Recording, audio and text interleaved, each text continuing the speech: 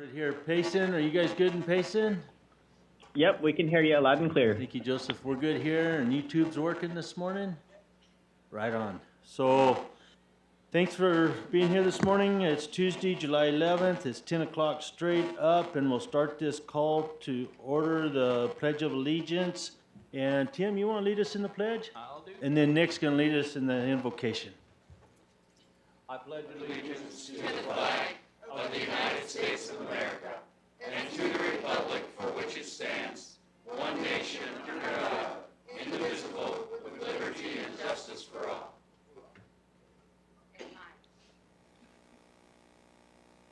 Dear Heavenly Father, we are thankful for this day, and we're thankful that the BOS is able to meet and help decide what is best to do for the county and to hear presentations, and we ask thee to have the Spirit to be with them, that they may discern what is best.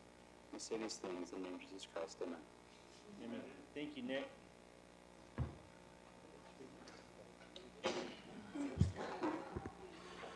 Okay, going on to number 2, presentations. 2A, presentation of information by Arizona State Senator Wendy Rogers regarding the Senate concurrent resolution 1037, and also we have Sonny Borelli, Senator.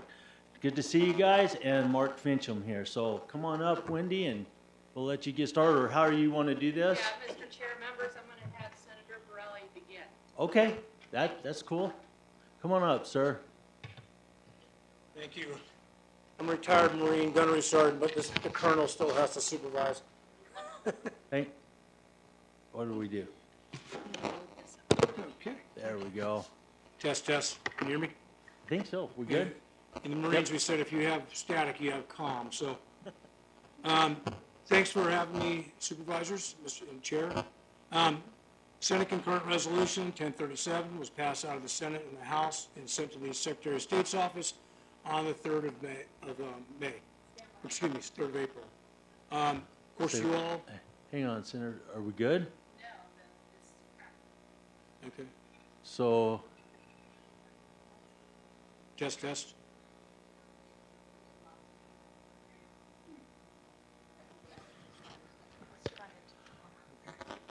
sorry about that. Test, test.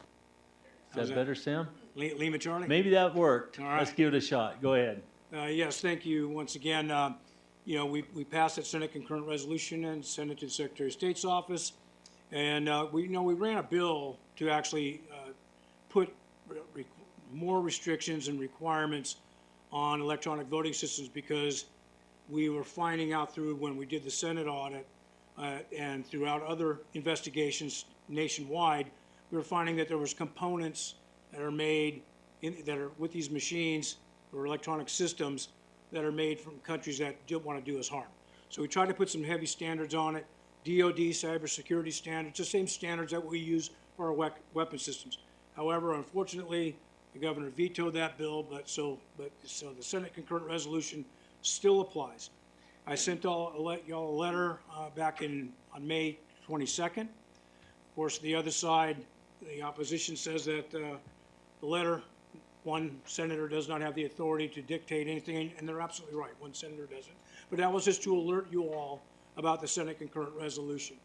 And what it basically, I'm sure you all read it, the resolution itself, but it highlights in there facts and evidence that we found over the last 3 years in other states, and even the things that we know here in Arizona, that we're reclaiming our plenary authority over federal elections, because that's where we fit in the U.S. Constitution under time, place, and manner.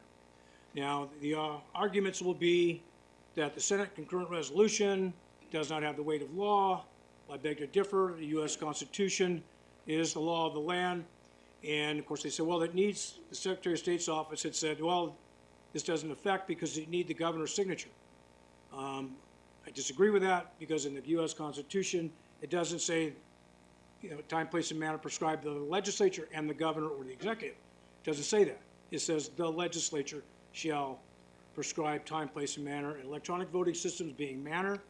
We're saying that please don't use them because they don't comply with cybersecurity standards. That is necessary, because technically, even if you wanted to do a post-election audit, you're prohibited to do so. And I will prove that by saying, look at Cochise County. Cochise County wanted to do a 100% hand count of all their precincts in the 22 election, and the Secretary of State's office interfered and tried to intimidate the board. The board wasn't going to be intimidated. They voted to move forward to do a 100% hand count of all their precincts. And of course, there's a manner that they have to do it. They have to do by lot certain races where they wanted to do that. So once they did that and voted to go forward, Mark Elias got with a nonprofit retirees group and a couple of Democrats to be the plaintiffs, and so sued Cochise County to prevent them from being able to do their prescribed duties to make sure that the elections are done properly and fair and that things are secure. Well, why did Mark Elias care about little old Cochise County? Because the statute says the Secretary of State shall provide the source codes to a special master that shall be appointed by the court, and those findings shall be made public to the court and to the Secretary of State's office. So they tied Cochise County in litigation long enough to run the clock out on the day they had to certify the election. And if they didn't certify the election on that deadline, they were threatened and intimidated with a felony. Once again, you as elected officials are actually being prohibited from following through and doing your due diligence and your duty to make sure that when you sign that certification, that everything is true, fair, and obviously under penalty of perjury, that everything is accurate. Cochise County uses two systems, the mail-in ballots or their paper ballot, but they use the ES&S systems. This is not about just Dominion. It's also about ES&S. ES&S, their system they use in Cochise County is that touch screen. Well, you as the voter, you want to make sure that what goes in the system is the way you voted. But you cannot, because a third-party vendor literally has autonomy and immunity from any type of oversight, meaning, once again, they got sued by Mark Elias, the Democrat, their attorney, to block that type of oversight. This is tax dollars paying for equipment that has no oversight, and that should just make the hairs on the back of your neck stand up anyway. But without any kind of government oversight that the citizens that are entitled to is a travesty. We vote in public, we vote in private, but we count in public. This is about transparency. So what we're asking is a 100% hand count of all paper ballots being done by the people, under the supervision, obviously, of your elections director. And it can be done. It's not impossible. The opposite side will say that the law doesn't allow for a hand count. And of course, I argued this with a couple of county attorneys already. I said, show me in statute where the machines are mandatory to be used. They're not. It's not mandated by law to be used as a primary source. It's an option. So if you cannot use a machine by law, if you're not mandatory, then how else would you count the ballots? You would do it by hand. They said there's nothing in statute that permits a hand count. I said, well, show me in statute where it prohibits. It doesn't. If you're not mandated to use machines, obviously you can do it the old-fashioned way of counting ballots one at a time. Now, the opposition is going to say it's going to take too long to do this. Well, we have 30 days of voting. Mail-in ballots get sent out 30 days prior to the election, and then they start coming in. So you have the ability to start tallying the votes 14 days prior to the election. I know in my county, Mojave County, 80% of the ballots that come in are all from early ballots, either from the mail-in or in person at the county library, and so they can be done in a timely manner, and therefore you can put all your effort into election day voting and with consolidation of personnel. So it's just nothing more than pure logistics to make this happen. Once again, you're not mandated to use these machines. There's so much evidence that these things can be, there's no faith in them. And if you don't have the ability of transparency of looking into a black box, that's voter suppression in itself. So the citizens want to make sure that their ballots are being counted as cast. And I think the best way to do that is going back to hand count paper ballot. I'm open for questions. Thank you, Senator. Yes, sir. Supervisor Humphrey. I have no question right now, Mr. Chair. Supervisor Christensen. Thank you, Chairman. Thank you, Senator Borelli. Appreciate your presentation. So you're advocating for a mandatory hand count. Can you tell me, do you know how accurate that will be? There could be human error. So can you tell me, is there any statistics that show how accurate a hand count is? Thank you, Mr. Chair. You know, that's going to depend on the volunteers and the supervisors. The election assistance commissions, it actually says that there's a margin of error in electronic voting systems that's acceptable. It's 0.02%. Out of 3 million, I mean, do the math on that. I mean, that's a margin of victory. We've had races won and lost with one ballot, one vote. Mm-hmm. I mean, Andy Biggs won his recount with 19 votes. But nothing is going to be perfect, but it can be done. It's not logistically impossible. There's several methods of doing it. I prescribe a team of 5 people counting one race at a time, and you do an assembly line, count a stack of ballots, 100 ballots, counting one race, 3 people counting, 2 people marking and observing, and then you do that stack, you hand it on over to the others. So you got the, let's say for the presidential race, then the next one would be the U.S. Senate race, and then congressional race, so on and so forth. You can do this with a team of 5 people. There's other methods in Texas that's been doing it with less, and it's been taking them, you know, a few hours just to do, you know, 300-400 ballots. I mean, that's an entire ballot, not just one at a time. But it can be done in small counties like ours or yours. I got La Paz County too. It's a small county. You had roughly less than 25,000 votes last year in the election, and that can be done in 14 days. What, 5 hours a day with a team of folks? And I'm sure the county chairs will, with the parties, will step up and provide those volunteers. And you'd be surprised how many people are lining up, signing up to want to be able to count. Everybody complains, I don't have any trust and faith and confidence in these electronic voting systems, so therefore I have no idea if my ballot, my vote counted. Well, I believe if you go to a hand count, paper ballot, and the citizens are actually doing the count, then they can rest assured that, hey, your ballot did get counted. I know which one it was, but it was in a big stack. But we physically counted every one of them. You know, the opposition's going to come up with all kinds of roadblocks, but you know, there's a bulldozer, we can plow through them. Well, I am an advocate for voter integrity, absolutely. Yes, and so we just need to debate what the solutions to that are. Yes, and this is one possible solution, and et cetera. So one last question from me, sure, and that would be, how does the county recorder come into this discussion? Well, county recorder, thank you, Mr. Chair. The county recorder, ones who vets all the signatures coming in, want to make sure that the signature verification is completed, and to make sure the ballots are cured on the envelopes. But once that election starts, it goes back to the county or election director, actually runs that part of the election. Or particularly if your recorder's on the ballot, you know, they're not going to be involved in this process. But the county recorder has all the preliminary stuff to be able to do logistically, making sure the signature verification is done on mail-in ballots or even early ballots that came in. I don't know if you all do that at the county library or whatever, in-person early voting. But that's where your county recorder would come into play to make sure that things are being done right, and they're elected officials. I mean, the elections don't belong to us elected folks. Elections belong to the people. Right. Thank you, Senator. Sir. Senator, thank you. Thank you all today.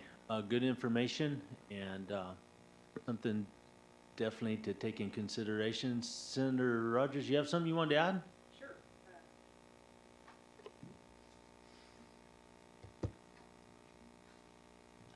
Mr. Chair, members, I'm your senator, Senator Wendy Rogers from Flagstaff. I cover Coconino, Navajo, all of Gila, and a big part of Pinal County. I want to speak to the wholeness of you as a county. You're one of 15 counties in Arizona. We're unique because we have so few counties, really. And so each county is very, very important, even though Gila County is small. Mojave County is small. But the United States Constitution, as my colleague just reemphasized, endowed the state legislature with the plenary, which means absolute authority to determine time, manner, and place of federal elections. And we take that very, very seriously. It's up to the county to implement the election. So you may think, well, you know, we're a small county, we're rural, but you're fundamentally important. Because the United States, the other 49 states, are looking right now to Arizona to lead. And we're at this unique inflection point in history. So what you have right now on the border is an invasion. What we now have seen in theaters nationwide is a child sex trafficking epidemic. What we have is an economy that is under siege, and many other ills that have befallen our state because elections have consequences. And stolen elections have dire consequences, and we're facing this right now. And you say to me, well, you know, we have 180,000 people here in Gila County. What can we do? You can lead. Maricopa County is not a county that Senator Borelli or I represent, but they have 65% of Arizonans in it. And that is tilting the scales. And that is where we are today because of Maricopa County and the fraud and corruption Senator Borelli and I have seen on full display in the Elections Committee at the Arizona Senate. We've got the receipts. And so where do we fit in as small rural counties as your senators? This is where we step forward. This is where we are at the pointiest tip of the sword. This is where we, other counties in Arizona, say, we're going to lead by example, and we're going to follow this Senate Concurrent Resolution 1037. And you say to me, where did you come up with that? It's a subtle nuance that the forefathers, our founding fathers of Arizona, put into the state constitution, thank goodness, over 100 years ago. It did not require the rubber stamp of the governor. It got transmitted to the Secretary of State to implement.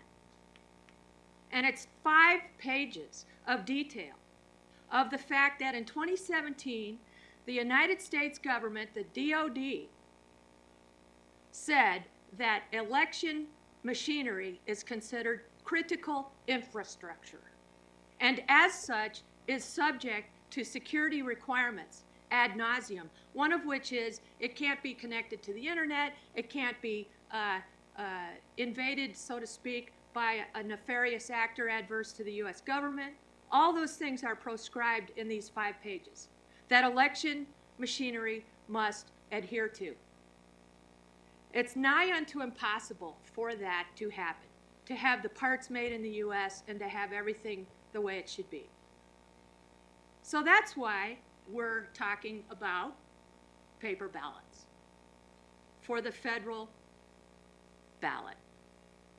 We tried, as my colleague said, to get that passed for the state ballot. That had to be a bill that the governor would sign, which was vetoed.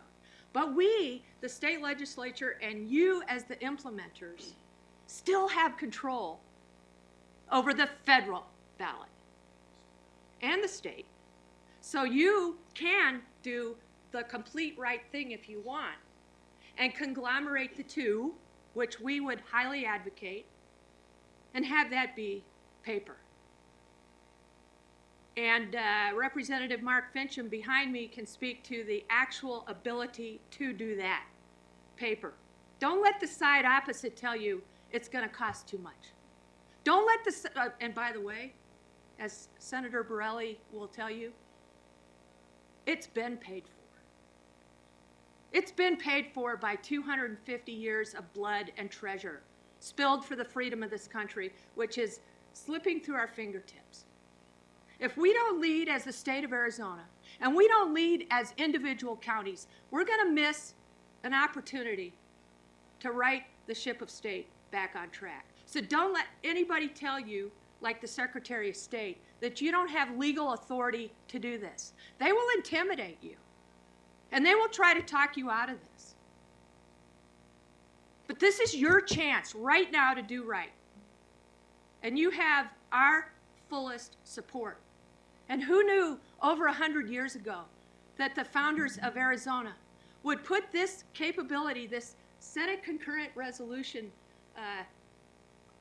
fact and ability into our state constitution for such a time as this, where it will figure so pivotally and prominently in saving our state and our country. And I go on these national interviews a lot, and they go, Rogers, what about the other 49 states?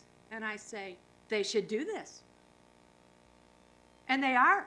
Shasta County in California, Uvalde County in Texas. What's the other one in Georgia? Spalding County in Georgia, and 7 other counties in Georgia, and growing by the day. This is where counties can lead. And we need to partner with you to get this going. We've already presented to Mojave County, which is Senator Borelli's. They are moving forward. Senator Borelli and I are going to present to Navajo County and to Pinal County after this. This is gaining steam. Why? Because we see what's happening in our state. We see the consequences of what will happen if we don't reclaim our plenary power to correct elections. I stand for questions. Thank you, Senator. Supervisor Humphrey, anything? Mr. Chair, I have no questions. Supervisor Christensen. Thank you, Chairman. Thank you, Senator, Colonel Rogers. I understand completely, so Thank I you. have no questions for you, though. Thank you. So Senators, I have a question for you guys, like going forward in the future. What can we expect to see through any kind of legislation in the state? Are you guys thinking about putting any other bills or anything to back this up or push it, or what? What are you thinking about there? Mr. Chair, members, this is a standalone, resolute document in and of its own strength. It already has passed the House and the Senate. It is a pillar. It is a rock of truth and implementability.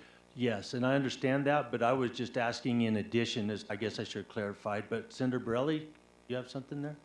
Yes, thank you, Mr. Chair. You know, it's kind of interesting, but like I said, the bill that I ran would have put cybersecurity standards on it. The source codes would have been held in escrow with the Auditor General, not the Secretary of State, to take the politics out of it. Senator Rogers ran a bill for critical infrastructure. It got vetoed. Critical infrastructure got vetoed.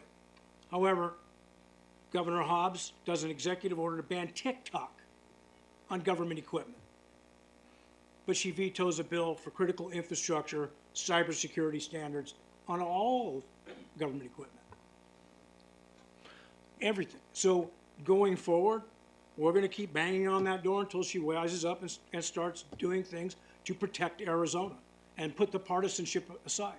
Now, let's just roll back the clock a little bit. This is not about Biden and Trump. This is not about Hobbs and Lake. This goes back to right after the 2016 election. Secretary of Homeland Security said in 2017 that elections are part of critical infrastructure. The U.S. Senate held hearings back in 2019 about electronic voting systems, where they had a man named Clinton Curtis come and testify before the Senate how electronic voting systems can be hacked, how they're already pre-programmed, and said you'll never find it because the results are going to always come out 51-49. And the only way to find that out is to actually do a hand count. But like I said, trying to do a hand count, that's where the interference comes in on the post-election. Kamala Harris, Senator Harris, was even on the record stating in that committee hearing. Now, her staff witnessed the electronic voting systems being hacked right before her very eyes from a cell phone. The man who testified, Clinton Curtis, he's the one who wrote the programs to make sure that the outcomes would come out a certain way. Now, is he a Republican? No, he's a registered Democrat. And he testified in front of the Senator Rogers Committee. So the answer to your question is, sir, yes, we're going to keep pushing bills to tighten up our elections, because that's our first priority. Elections don't belong to us, they belong to the people, and they're entitled to that transparency. So the answer to your question, sir, I know I'm a politician, I talk too much. No, that's good. Yeah. No, and I agree with you on that. So today, you've presented to your county there, Yes. Mojave, and today you're presenting to us. Are we the only two counties so far that you presented this to, or is there other ones? Thank you, sir. No, I've had preliminary meetings with other counties, their vice chairs, and we're trying to work it through so that way we can get on their agenda, because a lot of this is new to them, and of course the opposition from the Secretary of State's office is throwing all kinds of roadblocks in the way, which is kind of ironic that he's a lawyer and he knows the U.S. Constitution, so he says so, but not to disparage Secretary of State, but it's just amazing that the opposition doesn't want to have transparency. That's what the most telling thing of it is. They don't want to have any transparency. Like I said, you're not mandated to use these machines. It's literally a black box that you're not allowed to look into as an elected official, and the taxpayers are paying for this equipment. So. Well, Senators, I really thank you for taking your time out of your busy schedules. I know you're swamped, and for coming up here and visiting with us this morning and going from there. James, did you have a question or comment? When we're done with those questions. Oh, okay. Well, I think I've asked mine so far, so. And I've got the Halderman report. Alex Halderman he's a professor out of Wisconsin or Michigan or something like that. Yeah, in Michigan. He was commissioned by the Democrats to do a report on electronic voting systems. This is prior to 2020. And of course, the report came out, and he named Arizona as one of the 16 states that's vulnerable before the 2020 election.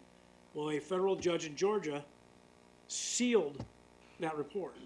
And it wasn't until just a month ago, less than a month ago, we found the judge unsealed it. So we have a redacted part that we'll send to you that highlights this. The EAC, Election Assistance Commission, and CISA, the cybersecurity folks, they're the ones that examine the machines at Dominion, ES&S, and in Williamson, Tennessee, and that's highlighted in the example in the SCR, where they had found an anomaly, an erroneous code that nobody knows how it got on there. Well, then the manufacturer says, well, it's okay, we fixed it. Really? How do we know you fixed it? Well, the Secretary of State's had the source code, so we're not going to be able to see it because they won't give it to us. When we were doing the Senate audit, we tried to get the source codes from the Senate, from the Secretary of State, Katie Hobbs. She refused to give it to us. We subpoenaed Dominion. They refused to give it to us because they're a private company, and it's proprietary, and we don't have any authority over private companies. So obviously you can see that there's no transparency at all, and to try to make sure that there's any kind of oversight to protect the citizens what they're entitled to, and that's free and fair elections. Thank you, Senator. James? Mr. Chair, members of the board, I just wanted to express appreciation to Mr. Mariscal, our elections director, and his team. Based on the controls that we have, policies and procedures, checks and balances that have been implemented in Gila County, that I know that through the Elections Department we can provide assurance that the elections for 2022, that the results were truthful and accurate, and that the population, the voters of Gila County can have that assurance that we do everything within our power and possibility, checking what we do before the election and after to make sure that the accuracy of the counts. So I express appreciation to Mr. Mariscal and his team and all the many volunteers that come and support a truthful and accurate election in Gila County. So, Senators, as a small county, because we are less than 55,000, we take voting integrity very seriously, just like Supervisor Christensen said, and we have questions coming at us from all angles, as you well know, as do yourselves. So this is something that we do stay on top of, and And with our elections department and with the recorder and the folks that we have in our small group, it's a constant topic of discussion, so. Yes, may I? Yeah, absolutely. Yes, thank you. Thank you, sir, for that. And by the way, this is, by way, no indictment against your elections personnel. It's not, because they're very dedicated individuals. We know that. They want to make sure things are done right. But I don't think they fully grasp the understanding of it. When you're voting by paper ballot, okay, and you're running it through tabulators, you really don't know what the outcome is literally true. Now, you do a sample afterwards that you can say 2% and 5%. Well, that doesn't give you the bigger picture, because the system has been designed. Clinton Curtis testified in front of the U.S. Senate saying, and in front of our committee, that you're not going to find it in that way, because the outcome is going to be 51-49 on obviously certain races that want to be manipulated. And because you can't look into the system itself, and you want to do that as a post-election audit. Now, let's say we do a logic and accuracy test, we do all this testing prior to, which sounds good, but it means that when you do a logic and accuracy test, you're actually certifying that the equipment is operating properly at the time of inspection. But once the system is going on with the electronic voting systems, we're talking about a computer. But nobody's in here a data guy, unless you got the source codes, to see if anything got changed. You don't have that ability. That's the real issue there. So, I mean, I'm convinced that your county is, as clean as a, hound's tooth, but the systems can be corrupted. And we need to take a stand and stop giving your authority over to a third-party vendor that has complete autonomy and immunity, because they're protected because they're a third party, and they're not subject to a FOIA request or public information request. Senator Rogers? And if I could just piggyback on that, we don't know what we don't know. And I know that sounds simplistic, but as Senator Borelli said, unless we can look into the machine real time when votes are being cast on a continuous basis, we don't know what we don't know. And also, you're right, we just have a small county here. But because you are an entity, one of 15, you are more powerful than the number of voters you represent. You are one of 15 very important entities in this state and hence this country. So you are sort of the mouse that roars. And I'd like to call up Representative Mark Fincham, who is a subject matter expert, to speak to the implementability and to the corruptibility on these two sort of mechanical aspects.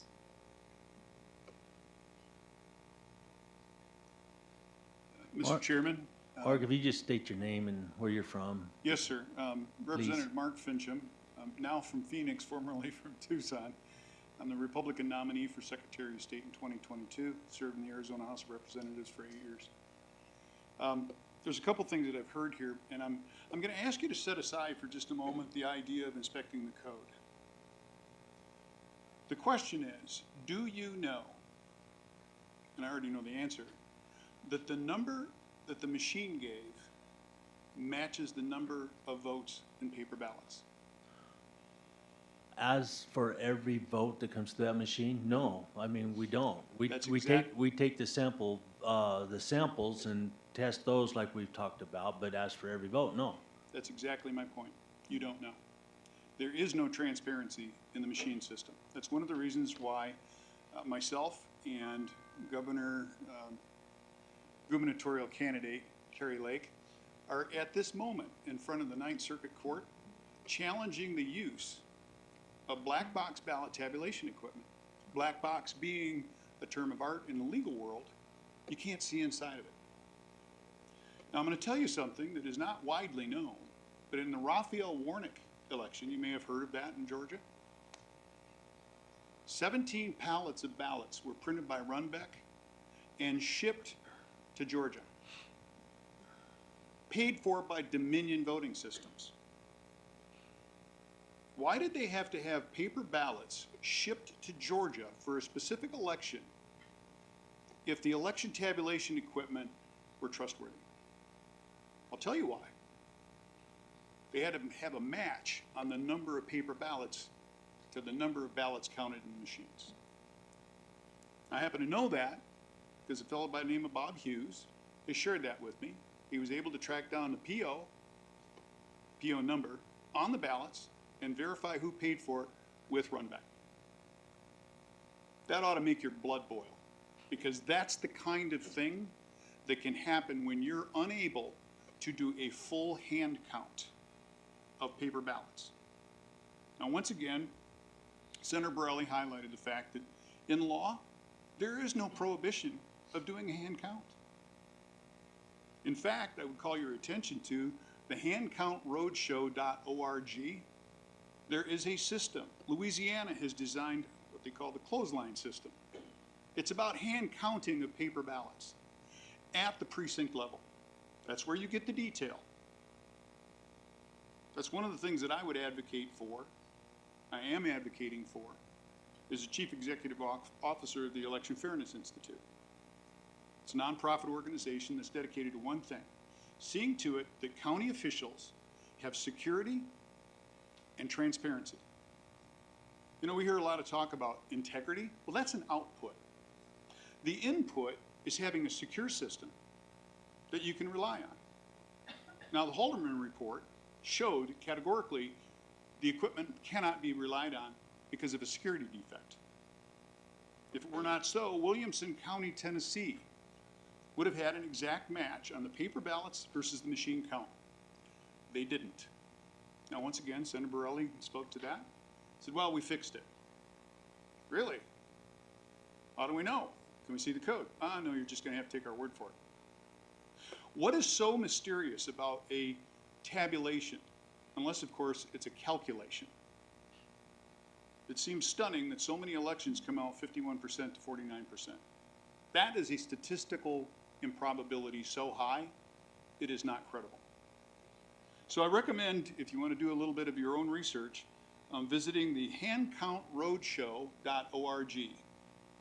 And we're making plans to have that roadshow visit probably in Phoenix. I understand that there's quorum problems, so you're going to have to decide amongst you who might want to come. You can't all three come. But you'll see an opportunity to disprove the allegation that it's a logistical nightmare, that it's a logistical impossibility to hand count the number of ballots that you would have in your system. This is a classic throughput problem. If you have enough people and you have an efficient system, that quite frankly, the roadshow is doing a hand count, demonstrating a hand count with a digital camera overhead for ultimate transparency. Why? Because they're live streaming the count as it's happening. What we have right now is a crisis of faith in the system. That's what we're facing right now. And I guarantee you that your constituents right now are focused on one thing: transparency. Thank you very much. I'd be happy to answer any questions you might have. Thank you. Go ahead. I have a question. And anybody can answer it. What's the penalty for altering an election? Well, sir, it depends on whether or not you want to charge someone with treason. Well, yeah, I don't want to charge them with anything. No. Because I'm not capable. I'm saying, what is No. the penalty I'm talking for about the- altering an election? Yeah, I'm talking about the ubiquitous they, okay? So if it can be found that it is a criminal event, criminal is going to require intent. If there's intent to alter the election, there's a number of different penalties depending upon how the charges come out. But at the highest level, I suppose that that individual could be charged with treason. And the reason I ask that, because, I mean, you hear different things, and there's a lot of things, and there's a lot of questions about the election, but if there's not enough ballots for a particular party at a particular voting station, and that's been proven, what's the penalty? What if a marker is marked on a ballot that can't be read by the machine, so the ballot's thrown out? What's the penalty? So Supervisor Humphrey, that would deal with, there's no intent there. That's just something that happens as a part of the election process. Now, one would hope, and I'm sure that the Gila County elections officials have already tested a lot of this stuff. Do they have markers or pens that bleed through? I'm pretty sure that Gila County was not affected by that, like Maricopa County was. My guess would be that Gila County actually proved all that stuff in advance to show we have to use this process, we have to use these tools, we have to use this paper. That's why you didn't notice Gila County's name in the media. Yeah, we Something don't you should want that. probably be very happy about. Okay? Yeah, You- Senator Borelli's probably got some additional perspective. Yeah, thank you, sir. And the remedy to that is, you're right, like, ballot on demand printers, they were the wrong size, it wouldn't go through the tabulator, bleed through, all of those things. Guess what? All that stuff is eliminated if you just do a hand count. If it goes through a ballot on demand tabulator, it's not gonna go, it goes through a ballot on demand printer, it's not gonna go through a tabulator, because you're gonna count it by hand. If it bleeds through, obviously, you can see that it bled through and it didn't affect, the other side didn't affect. And that's why you also have your observers, or your county elections director, and even the parties have lawyers there in that room when they're checking it. But if you alleviate all those tabulators, electronic voting systems, all that stuff is solved. I hope I answered your question. Best you could, thank you. Okay. Supervisor Christian. Thank you, Chairman, and thank you, Representative Mitchum. So I appreciate all of you, good presentation, and I would just suggest that I would not be opposed to having a work session on what we're doing in Gila County, how it's conducted, and whether or not there are options from the Board of Supervisors to improve it in any way that we deem necessary. So I think a work session would be something to look at, because I know I have a lot of constituents that are very concerned about going forward. Mr. Chairman, I would be happy to have, as one of the options that you could do, a demonstration of a hand count system that would fit, I'm sure, into the Gila County system to replace mechanical or electronic tabulation. Thank you. All I need is a date and a time. We'll have them here. Thank you all for presenting today. Very good. I Thank you, really Jim. appreciate it, and thanks for coming. Good to see y'all. Thank you. Thank you. Thank you. Thank you. I always say, follow up with improve your net and hire a vet. There you go. Thank you. God bless America. Thank you all. Thank you. Okay, moving on to number 3, public hearing. 3A, information, discussion, action to adopt ordinance number 2023-05, environmental health, and repeal previously adopted ordinance number 2014-02- Gila County wastewater and any other previously adopted wastewater ordinances. And we have Josh Beck and Michael O'Driscoll. I guess we got you, Josh. Good morning, Chairman Klein, Board of Supervisors. I also have Jake Garrett and Alex Kendrick in there, and Payson as well, in case you have any questions. But so we've presented this numerous times. Mr. O'Driscoll started this in 2021. We've taken our time with it because we're really trying to make sure we get it right. We had a couple different fee schedules for wastewater and for the food process, and we're trying to clean that up to make it really better for residents. It's better for us as well, but it's better for residents because before we had just all kinds of different charges for like mobile food units and all these different categories. And if you looked at it, you were just kind of confused. Now we're going to go in line more with what other counties have, which is a risk-based system. There's 4 risk categories, and that's how we kind of evaluate everything. It's more straightforward. It's easier for us to explain to somebody. It's easier for them to understand. It kind of aligns better with other counties. If somebody moves here, they're more aware of what it is. It really goes through, part of what took it longer for us is it really goes through and it defines the powers that are delegated to us through the state of Arizona. It goes through and really defines, here's all the powers that we have and how that process affects everything. We kind of spelled that out way better now than what we had in the past. The last addition that's really helpful is for the Tri-City Sanitation District. We've set in a, what we call like a limp-along permit, so that people that live in that Tri-City Sanitation District that have a cesspool that fails, while we're going through this transition, we can follow those, work with them to continue that system going so that they're not, kicked out of their home or whatever, that would lead to, that we can kind of work towards that and get them across the finish line to when the sanitation district gets in and they can connect to sewer. So we've taken our time with this, probably more than we wanted to, but it was because we really wanted to get it right. It's all set up now. We've got everything in order, and we're just ready to hopefully push this forward. Anybody have any questions, we're happy to answer them again, but this is one I feel pretty good about. Thank you, Josh. Supervisor Humphrey. I have no question, Josh, other than thank you for the time and effort you put into this.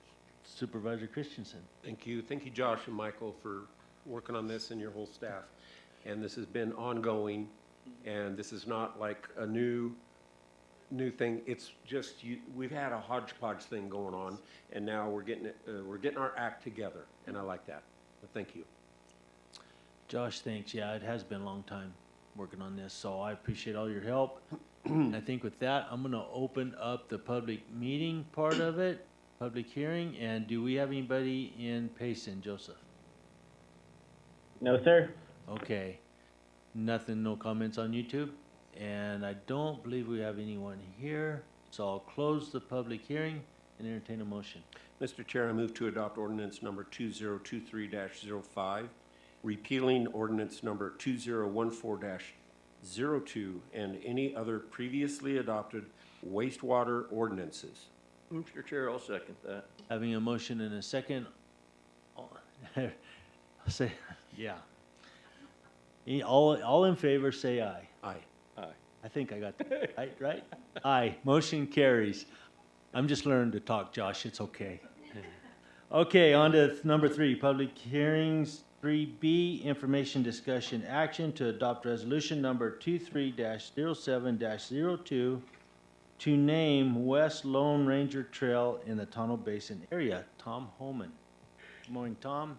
Good morning, Mr. Chairman, members of the board. Tonto Basin is once again expanding, and we need to assign road names so we can assign addresses.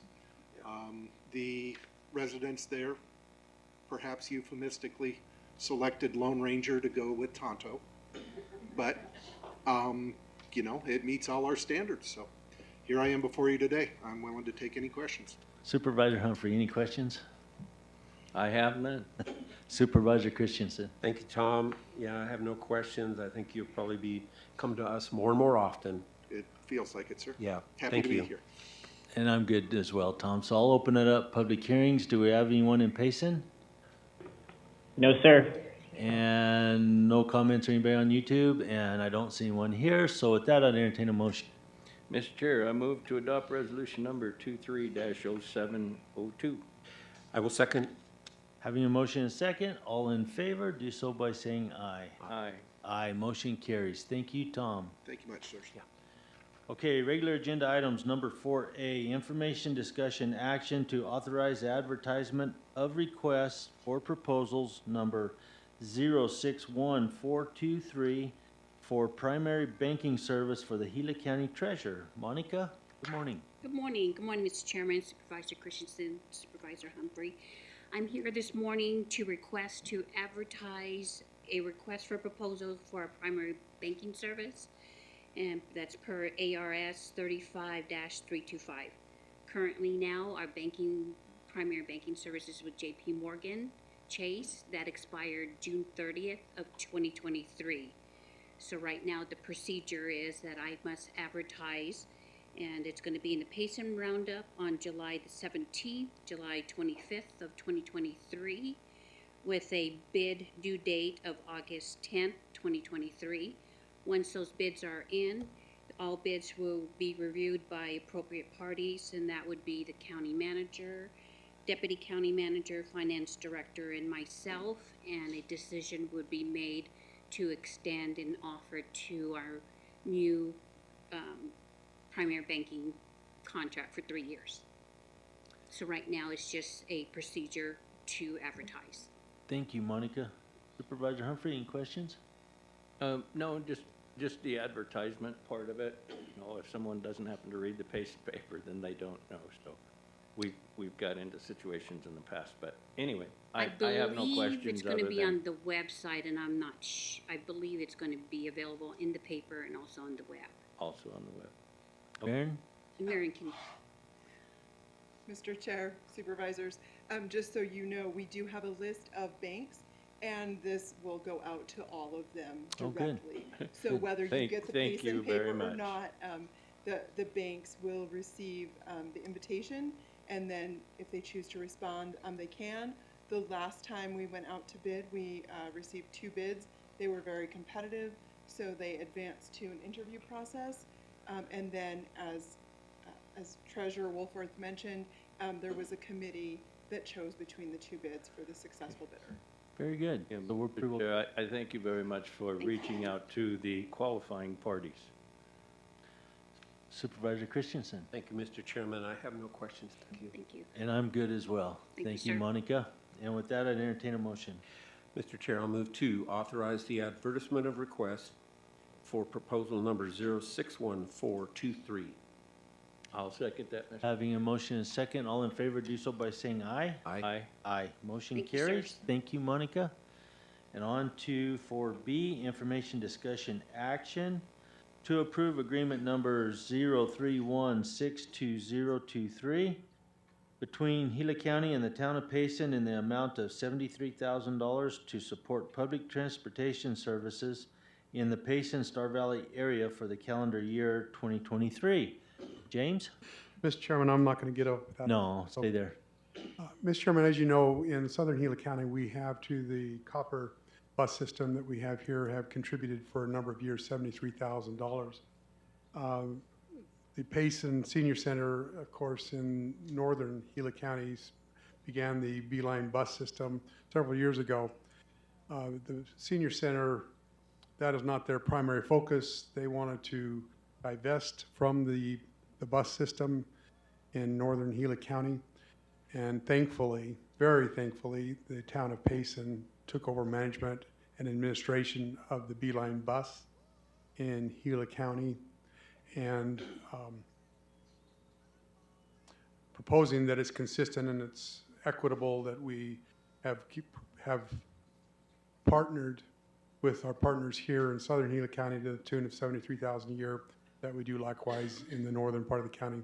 And so this is an IGA that we work with the northern bus system, town of Payson, to support that transit system to the tune of $73,000. Thank you, James. Supervisor Humphrey? I have no questions. Supervisor Christensen? Thank you, Chairman. Thank you, Mr. Menlove. I have no objection to this. I just, if it's permissible to ask, how is the advisory committee coming as far as formation? As far as the Transportation Advisory Committee, Yes. I have a meeting, Town of Payson has a meeting scheduled later this month. I'm not sure of the date, but I am planning to attend that. As far as the advisory committee, the next step as far as the intergovernmental partnership that we have is an IGA. And I'm working with CAG to continue to work to that IGA, that we can take it. I will work with CAG to take an IGA out to all the different communities that will participate, the 6 organized municipalities in Gila County, take that, present it to their councils, and that we can all consider an intergovernmental agreement to go forward on the IPTA. So two different things, but they are both moving forward.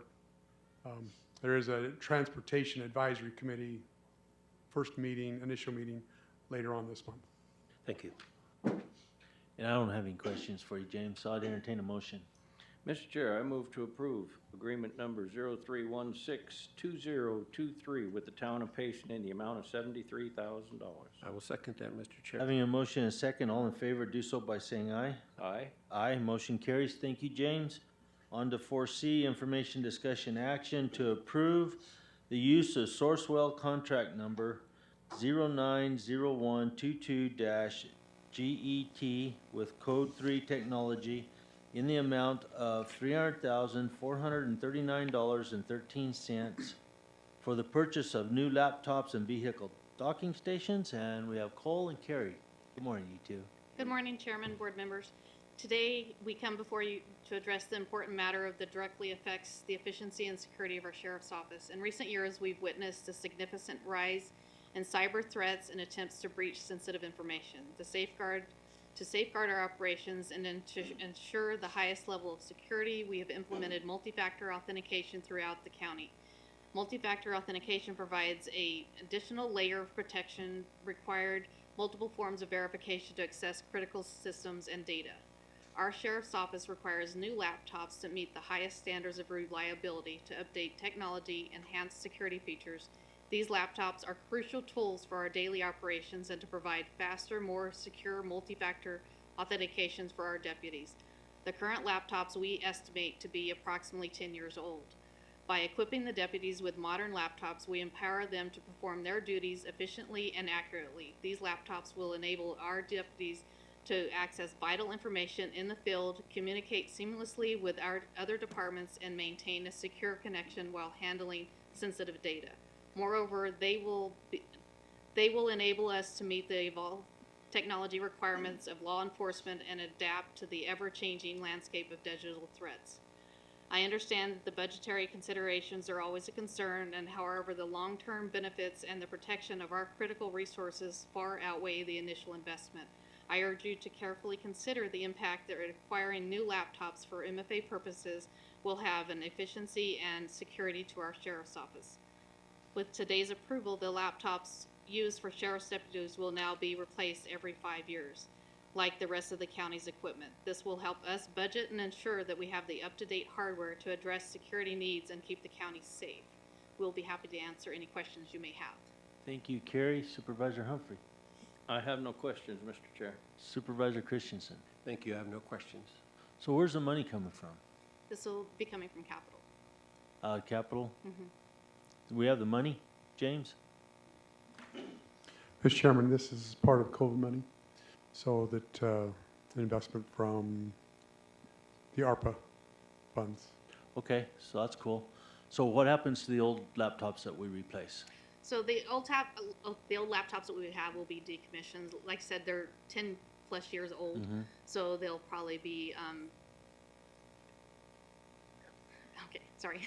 They'll be, we have a company that we use for AZ Strut that actually comes and decommissions our current, any old laptops or computers that we may have. And then from here on out, then every 5 years, these new laptops would be replaced. It'd be on a routine replacement schedule.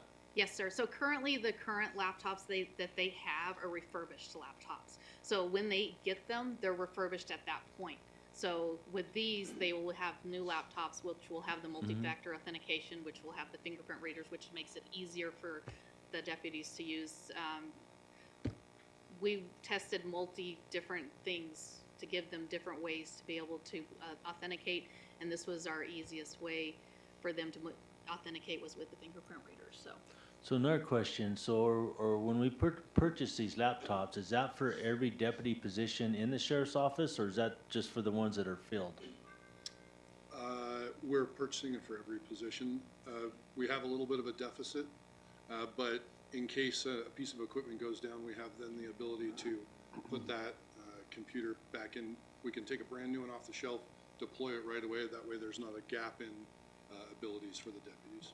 Because I believe you're down on deputies now anyway, right? Positions? Yeah, don't quote me, but it's in the 5 to 7 deputy positions we're down. Okay, all right. Any other questions, you two? We good? Just one. If they're gonna be replaced every 5 years, how do we budget for 5 years away?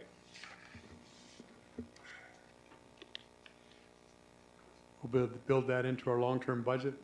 I can't promise that it's going to be within 5 years. It will depend on what the financial position of the county looks like and the prioritizing our needs as we go. So I can't say that in 5 years they're going to be replaced. Okay, so by approving this, we're not approving that they're upgraded every 5 years. We're just approving the purchase of them.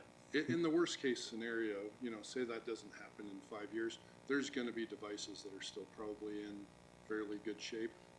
we could replace probably the worst 8 or 10 that are out there. Or they'll have some about this big that do everything? Yeah. Yeah, we can Okay. replace probably the worst ones out there and move forward if we get into a bad position like that without putting us in. Okay, yeah, Well, and- just looking ahead, just brought up some questions, so, okay. Thank you, Mr. Chair. James? We'll say on the number of items of equipment that they're per vehicle, because these are going into vehicles, so it's not necessarily authorized FTEs, it's so that a vehicle is equipped and able to meet the needs of the officer out in the field. So that's what we're intending to do, not necessarily on FTEs. And again, this is part of the plan that we had long-term of committing $2 million of technology so that we can upgrade our technology and Not yet, but I'll ask you. enhance our capability to be more efficient in what we do across the board. So the reason I asked about whether or not you're purchasing this for every position that you have out there is we know technology is outdated in about 6 months from now. And so to go through and purchase a bunch of these laptops and have vacant positions for these laptops, even, you have a good idea, Cole, that they would be sitting on a shelf and readily available if somebody's to break theirs or one goes down, but then there's a possibility too, we're purchasing laptops that may not get used, that in a matter of a couple of years, a year, 6 months, whatever it is, it's outdated. And so we've just thrown some money away. James? I believe the sheriff's office, not trying to speak for you, Cole, that they're rotating their vehicles, so the equipment is being used. That's why it's not being assigned to a vacant position. It's assigned to a vehicle, and the vehicles are rotated, Okay. and they're all used. Yeah. So that scenario of buying a computer, having it sit for a year or two will not happen. Can I quote you on that later, James? Just kidding you. Go ahead. Supervisor Humphrey, did you have something? No, I'm good, thank you. You're good? I think I am too, so thanks you guys. One thing, I got a question here for you, but Sam? Official title? Sergeant. Sergeant. Yeah, I was looking at that crosswise. Anyway, okay. Thank you, Cole. Thank you, Carrie. And with that, I'd entertain a motion. Mr. Chair, I move to approve the use of Sourcewell contract number 090122-GET with code 3 technology in the amount of $300,439.13. Mr. Chair, I will second that. Having a motion and a second, all in favor, do so by saying aye. Aye. Aye. Aye. Motion carries. On to 4D. Information discussion action to approve service agreement number 061423-1 with Exacom Incorporated to provide Hindsight H4 multimedia logging recording system in the amount of $99,708.23 through June 30th, 2024. And Cole, you and Carrie are up again. Yeah, so I didn't prepare anything quite as extensive as what Carrie had there, but essentially this is a pretty simple piece of equipment we're looking to replace.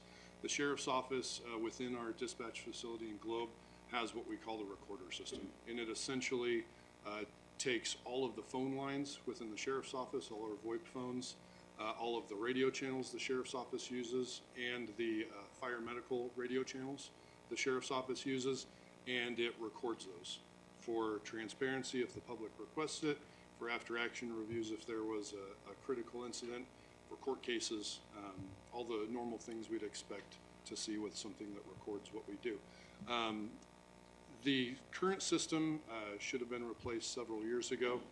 We've been working on trying to find a piece of equipment that we all felt comfortable with from the IT side, from the sheriff's office side, that worked well with their integration and requirements, and worked well with a supervisor from the sheriff's office or in the dispatch center or in records, being able to easily log in, has a very usable interface to be able to gather whatever they need to gather, save it, and create a certificate that what they did was complete and accurate and done properly. So we finally found a piece of equipment we like. We found a vendor that we feel comfortable with to help us purchase the piece of equipment, install it, implement it, train all the users and get us up and running and off the ground. That's really kind of the long and short of the equipment and what we're looking to do with it. Cool, thanks, Cole. Supervisor Humphrey, Mr. Chair, I have no questions. Supervisor Christensen. And neither do I, thank you. Looks like we're gonna spend a lot of money on you today, Cole. Thank you. I really appreciate that. There is also a grant that was, that they thank you. found funding for. So Oh, for this? Yes, yes, Oh, sir. okay. So Partial grant, yeah, so, our 911 coordinator, Deborah Williams, she was asked to look for a grant for this, she was able to find one, to the tune of $49,000 even, and that will supplement the purchase of this. Cool, that's good, thank you. That I entertain a motion. Mr. Chair, I move to approve service agreement number 061423-1 with Exacom in the amount of $99,708.23. I will second that. Having a motion and a second, all in favor, do so by saying aye. Aye. Aye. Aye, motion carries. Thank you, Cole. Thanks, Gary. Appreciate it. Thank you again. On to E, information discussion action to approve the use of State of Arizona Procurement Office Contract Number CTR 063770 with Iron Mountain Incorporated in the amount of $538,197.46 for the Digitizing Insight Computer Program, destruction of unneeded documents, and transportation, pickup of documents and plans. Randy, we have you in Payson. Good morning, Chairman and Supervisors. As you know, this has been a ongoing want and need for the county over several years, long before I was even here, of digitizing community development files. We have a couple Connex boxes full of archive files that are not climate controlled.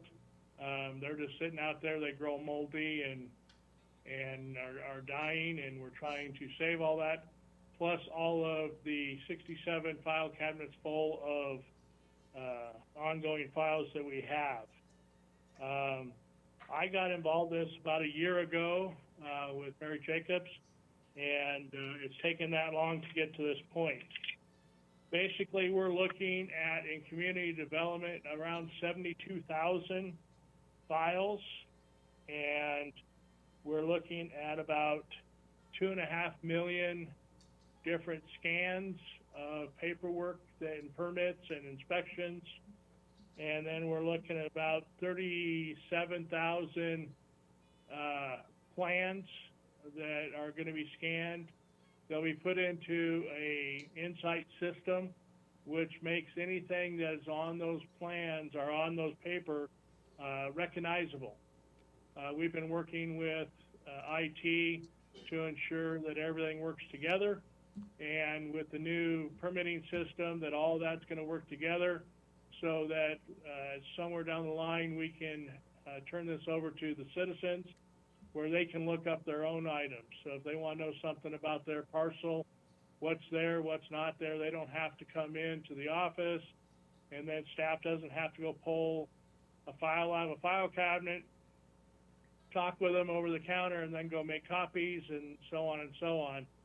They'll be able to be at home and research this stuff on their own, print it out. They can have whatever information that's in there that's accessible. This is involving quite extensive. This is a not to exceed number because first of all, we don't know exactly how many pieces of paper there are. We did not count 2.5 million, but that over the company's experience, that average is what they came out. They have been to our site, have looked at our files, have went through them several times. We've had staff go through them to kind of verify the numbers they came up with and the idea of all that. Right now, what they had proposed was that they will come pick up the files, take them, scan them, put them all back together, and then bring them back to us. Well, we're finding out through the state archives that we don't necessarily have to have those back. A lot of those are going to be destroyed. Obviously, destroying the files will be a lot cheaper than having staff or having their staff putting them back together and bringing them to us, and then us refiling them again It doesn't seem like a good plan overall, but under state archives, we have to keep so many files or certain files for permanent. So we are not going to get rid of all file cabinets, but I sure hope to have a fire sale on file cabinets at the end of this process. The current time frame is about 10 months to get this accomplished. At that point, the computer program, the Insight that you talked about, is the program that recognizes the scans and will make it searchable by anyone who has access to that. And we're working on all that and verified with other departments how this will work. IT has been involved. Other departments are looking at going to the scanning. We're just happen to be one of the bigger ones.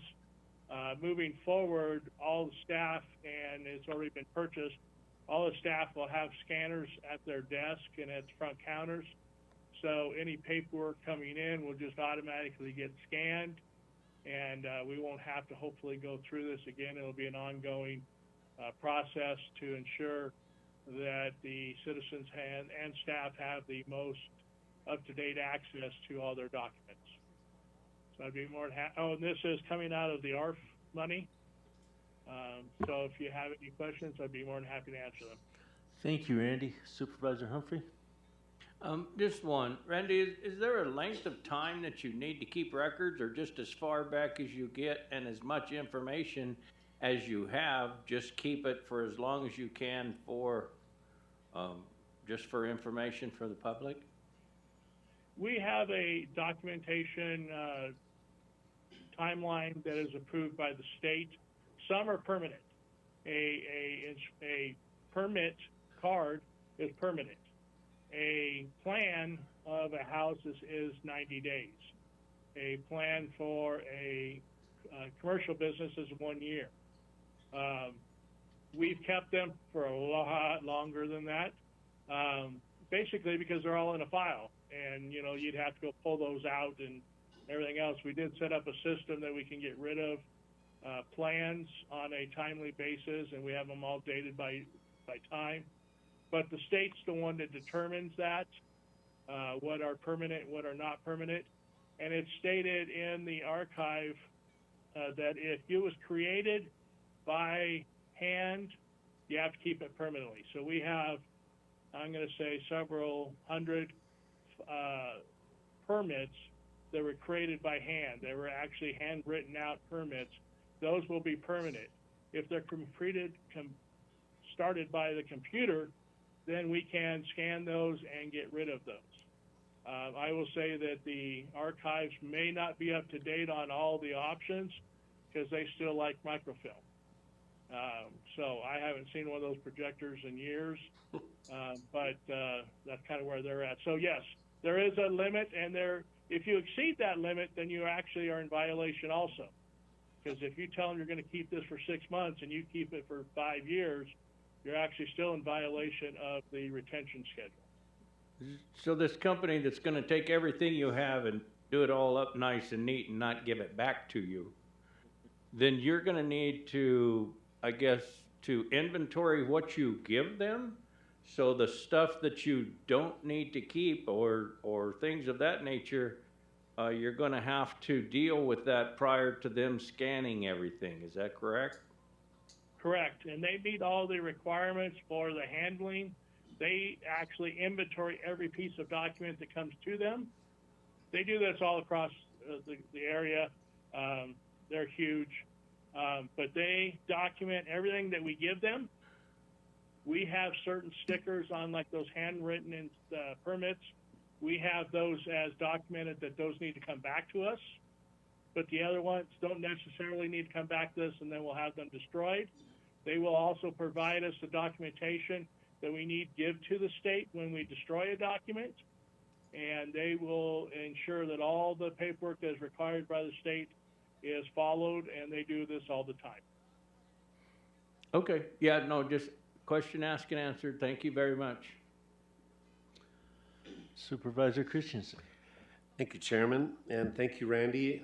Yeah, we've known this is coming along, and I find some things curious and funny. In fact, I find most things curious and funny. How we have discussed this morning about converting our voting into non-electronic, non-tabulation, paper count, humans only. And now we're going to completely go the other direction with digital files. And I just find that humorous. But I know we need to do that. So thanks. Yes, sir.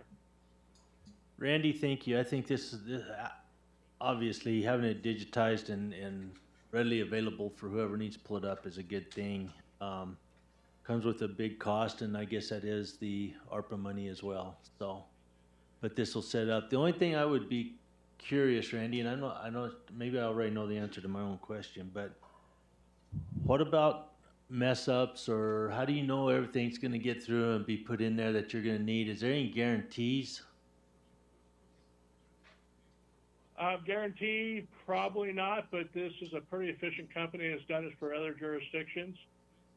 We'll document the files. One of the things we're doing, the plan is to let them take the archives out of the Connex boxes, both here in Payson and one in Globe. Practice on that. Make sure that the quality, because those are our worst files anyway, to make sure the scans are up to the quality that are readable and doable and everything else. And then once we approve that, then they will come and get other portions of the files at a time. They've actually even implemented that if during the scanning process, so in other words, there's a file that a customer comes in that we really have to have, but it's in their possession, they've actually committed to go out, pull that file, scan it, and send it to us, so the customers aren't going to be put out more than necessary to get this accomplished. Okay, thank you, Randy. That I entertain a motion. Mr. Chair, I'll move to approve the use of the State of Arizona Procurement Office contract number CTR 063770 with Iron Mountain Incorporated in the amount of $538,197.46 as presented. Mr. Chair, I will second that. Having a motion and a second, all in favor do so by saying aye. Aye. Aye. Aye, motion carries. Thank you, Randy. On to Thanks, F. sir. Information, discussion, action to enter into an agreement with Salt River Project for access and construction purposes consisting of excavation, boulder placement, barricades, and other related barrier placement activities on land located near a crossroad, and to authorize the chairman to sign Salt River Project construction license number 94886 for the period August 1st, 23 through August 1st, 25. And we have Homero. Good morning. Good morning. Chairman and board members. Tom Goodman was supposed to be the presenter, but Army Corps called us yesterday afternoon and wanted to come visit what we had done at Bloody Tanks, and I asked Tom to represent the county on that site visit. So that's why I'm acting in his behalf this morning. So this is a request to enter into agreement with Salt River Project for a construction easement. They call it a licensing agreement, but it's really it's very simply just a construction easement. It's a 2-year agreement for us to do work and use their property to do that work, and then we move out and we no longer have a license to do any additional work beyond that. The proposed work is located on the east end of A Crossroad. And like you mentioned, the work consists of excavating, boulder placement, barricades, and other related barrier placement activities on the 8+ crossroad. The contractor that's on the Tonto Creek project will place the boulders in a berm as part of the restoration project. The road will be permanently closed and rehabilitated also as part of the Tonto Creek project by the contractor. So it's our recommendation that that the Board of Supervisors enter into this agreement with Salt River Project, and with that, I'll take questions. Thank you, Homer. Supervisor Humphrey. I have no questions. Supervisor Christian. Thank you. No questions. So you said the east side of A Cross, but did you mean the west end at the bridge? There's a map that's available on the and it shows the east side as being the circle up there. Yeah. East, west, east side. So, whose jurisdiction is this?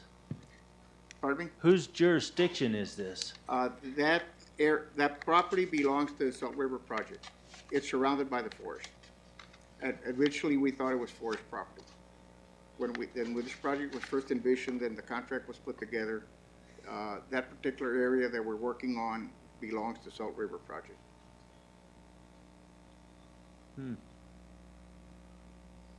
So what you're saying is this property is just right off of the 288? It's right off of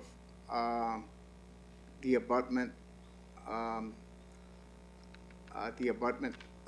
the east side. On the east side of the bridge? On the east side of the bridge. Okay, when you said east side of A Cross, I was literally thinking A Cross Road. Okay, thank you, Homero. I don't have any other questions either. That I'd entertain a motion. Mr. Chair, I move to enter into an agreement with Salt River Project and authorize the chairman to sign the Salt River Project construction license number 94886 as presented. I will second that. Having a motion and a second, all in favor do so by saying aye. Aye. Aye, motion carries. G, information, discussion, action to adopt resolution number 23-07-03 to authorize the chairman's signature on the Arizona Department of Transportation intergovernmental agreement number 20-000860-I, amendment number 22-000870-I, Tunnel Creek Bridge construction. Homer? Thank you. I'd like to offer some introductory remarks before I get into this agenda item. The amendment is required because we received additional grant monies. We received $250,000 in addition to what was originally provided for us in the initial grant. The work on the bridge is progressing very nicely. 41% of the hours that were on the contract, 41% of the hours are consumed. We're almost like halfway there. The work is scheduled to be completed next June. Work is taking place right now on gabions. They're doing the forming and the pouring on columns, on pier caps, and on abutments in the next couple of weeks. So you can see the work from the highway as you drive by, and it'll be more prominent in the very near future. So the Board of Supervisors approved the original IGA with ADOT on May 25th of 21 for the bridge construction, and on June 3rd of 2022, the board approved amendment number 1. We have looked at those documents. We felt like they didn't really express the numbers. We went back to ADOT when we received the $250,000, and we asked them to review those documents, and they did some edits. And I'd like to share a spreadsheet. It's actually up there, and it's in your package, that best explains the flow of money. But amendment number 2 will revise the project cost to include the $250,000 increase in the bill grant. And the execution of this amendment and the receipt of the additional, after receiving the additional bill grant, the county will be reimbursed an amount of $32,450. And if you look at the spreadsheet that's up there, at the very top of the spreadsheet, the first box that you see are the costs associated with the bridge. There's a utility relocation cost, biological monitoring cost, Ames construction. That, by the way, has not changed. That's the original contract that we received from Ames. We still have at least 75% of our contingency left on that contract. Things are working very nicely at this point in time. There's a construction administration of a little over $2.5 million with ADOT. There's a contingency amount that I just mentioned is at least 75% intact at this point, for a construction total of just a little over $25 million. Okay. The original bill grant provided a little bit over $21 million. And the county share, the difference of those two numbers, is a little bit over $4,012,605. $4,012,605. So that was the county share that's required. The county has paid so far $3.7 million, a little over $3.7 million. That was in 2 payments. And the difference that's still needed is $217,000 and $217,550, and the additional bill grant provides $250,000, And that's the difference that we just mentioned a minute ago, that we would get reimbursed $32,449 when the project is done, given that we don't exceed our contingency, okay? So, basically, I think it's good news. It settles everything up, and there's a little bit of money left over at the end of the project, so we would like to recommend the adoption of amendment number 2 by the Board of Supervisors. Thank you, Questions? Homer. Any questions, Supervisor Humphrey? Mr. Chair, I have no questions. Thank you. Supervisor Christensen? Only one. Where did that 250 come from? The state or federal? Federal. Okay. Thank you. Thanks to the people before me. This actually had been around for a while. It just took ADOT a long while to figure out the accounting for the project. Thank you. Thank you, Homer. I'm good. With that, I'd entertain a motion. Mr. Chairman, I will move to adopt resolution number 23-07-03 and authorize the chairman's signature on the Arizona Department of Transportation Intergovernmental Agreement 20-000-8060-I, amendment number 222-000-8760 is presented. I'll second that, Mr. Chair. Having a motion and a second, all in favor do so by saying aye. Aye. Aye, motion carries. On to H, information, discussion, action to approve the use of State of Arizona Procurement Office Contract Number ADOA CTR 058876 with Kimley Horn and Associates Incorporated in the amount of $472,000 to update the Forest Service Highway 512 environmental documents and clearances with a completion date of September 9th, 24. Homer? Thank you.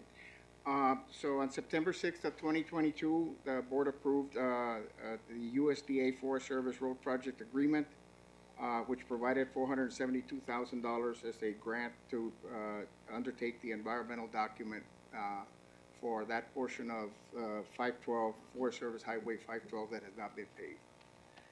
They provided this funding. We'd like to utilize it, and we'd like to utilize Kimley Horns and Services to complete the environmental service. Those things, the environmental assessment would include, of course, the biological, the archaeological, the 404, scoping with all the required entities, and also it would include 60% of the design work for the road itself. So when we would be finished with the environmental assessment work, we would have most of the design work for the road already done, okay? And there, we would like to, the grant actually has a term limit. We would like to be compliant with that term limit, and therefore the request is, it's the proposal and scope of work by Kimley Horn has been reviewed by the Forest Service to be sure that the project would not be missing any elements at the end of the contract. The owner's contingency, there's actually, Kimley Horn would like to charge $402,000 and leaving $69,212 in that grant amount available. We'd like to keep that as an owner's contingency. In case anything shows up, if nothing happens, then that we probably will have to ask the Forest Service if we can use that money for something else or return it.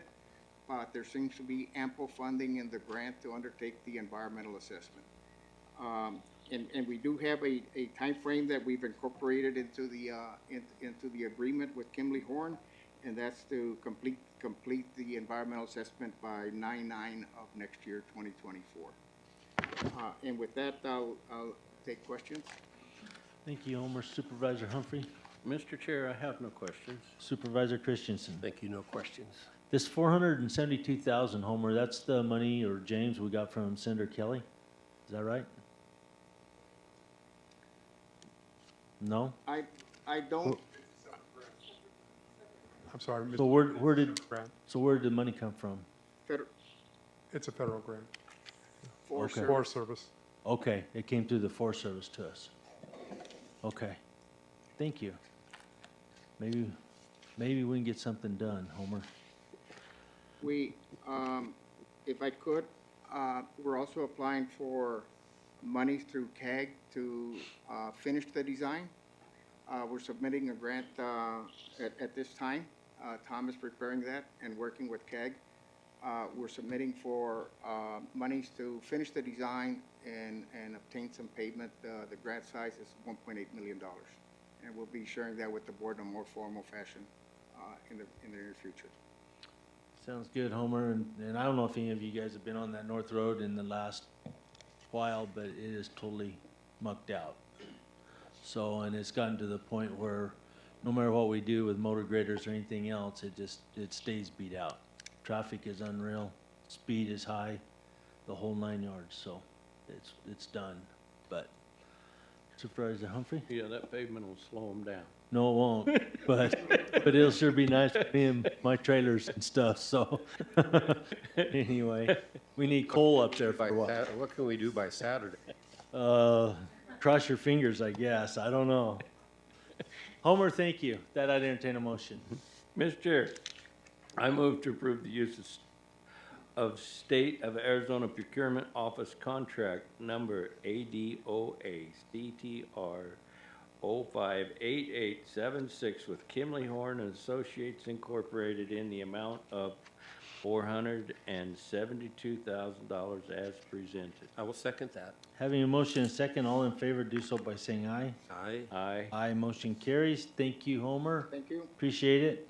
On to I, information, discussion, action to approve amendment number 2 to State of Arizona Contract Agreement number CTR 050894 with Janiserv to extend the term of the contract for an additional year to June 30th, 24 for a not-to-exceed contract amount of $206,503.15. Chris, good morning, sir. Good morning, Mr. Chairman, members of the board. Basically, you said the whole thing. I'm here to ask for your approval to continue another year for our janitorial services. Cool. Supervisor Humphrey? Question? I have no questions. Does this go out to bid?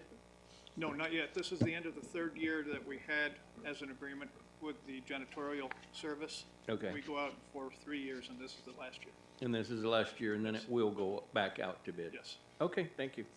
Supervisor Christensen? Thank you. No, I don't have anything. I'm good, Chris. Thanks. That I'd Mr. Chairman, Yo, yeah. can I have a clarification, Chris? What territory does this cover? Quantify what exactly we're, It covers north and south Gila County, so it's up in the Payson area. It's down here in Globe. The price hasn't increased since the amendment number 1, just because we haven't had any additional square footage yet. So I see possibly next year that it will be increased, but we'll have to wait and see. Thank you for that, James. Now I'll call for a motion. Mr. Chair, I move to approve amendment number 2 to State of Arizona Contract Agreement number CTR 050894 with Janiserv with the not-to-exceed amount of $206,503.15 and extend the contract to June 30th, 2024. Mr. Chair, I'll second that. Having a motion and a second, all in favor do so by saying aye. Aye. Aye. Aye. Motion you. carries. Thank you, Chris. On to J, information, discussion, action to approve an independent contractor agreement, contract number 0701203-24 between the Arizona Community Action Association doing business as Wildfire and the Gila County Community Services Department Community Action Program, whereby Wildfire will administer funding in the amount of $125,800, which will be used to provide weatherization services, utility repair and replacement, utility deposits and bill assistance to eligible citizens residing in Gila County for the period of July 1st, 23 through June 30th, 24. Kaylee? Good morning. Mr. Chairman, members of the board, good morning. Like you said, this is a grant that we've received for weatherization services for our community, as well as utility repair and replacement and assistance with utility deposits and bills. This grant has no matching requirement and has been very helpful for our community in the past. Thank you, Kaylee. Supervisor Humphrey, questions, comments? And just one, are you having any luck with local contractors working with you on some of these projects? So yeah, we have contracts in place. There are some requirements that our contractors have to abide by, so that has been a bit of a struggle. State certification? Yeah, but we have had success. Okay, thank you. Supervisor Christensen. Thank you, Kaylee. No questions. Good job, Kaylee. Thank you. That I entertain a motion. Mr. Chair, I move to approve an independent contract agreement, contract number 07012-023-24 with the Arizona Community Action Association wildfire in the amount of $125,800 as presented. I will second that. Having a motion and a second, all in favor do so by saying aye. Aye. Aye. Aye, motion carries. On to K.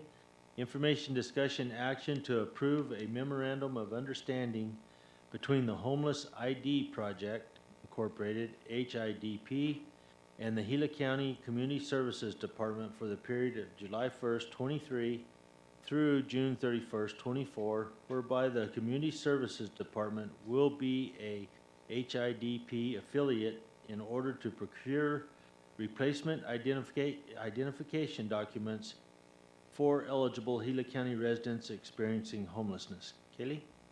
Mr. Chairman, members of the board, this agreement has no funding attached to it, but it will be beneficial in helping people in our community who are experiencing homelessness.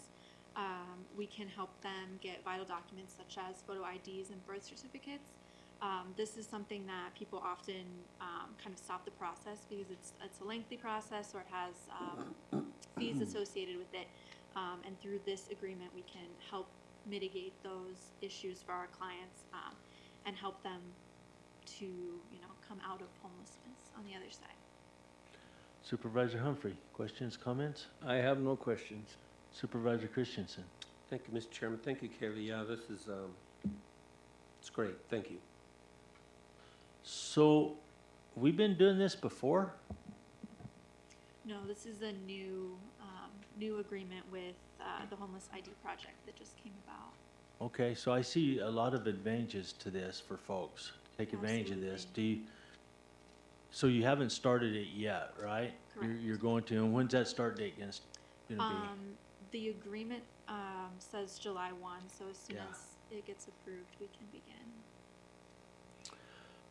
So I'm really curious as to how many people will take advantage of this. I mean, or use it, not take advantage of it, but use it. I Right. mean, that'd be something to see. I'm curious to see that. Um, It always makes me wonder with homeless people, if they're off the grid for a reason, maybe, or some of them just struggling and trying to get back on their feet, which documents like you're willing to help them with is a huge plus.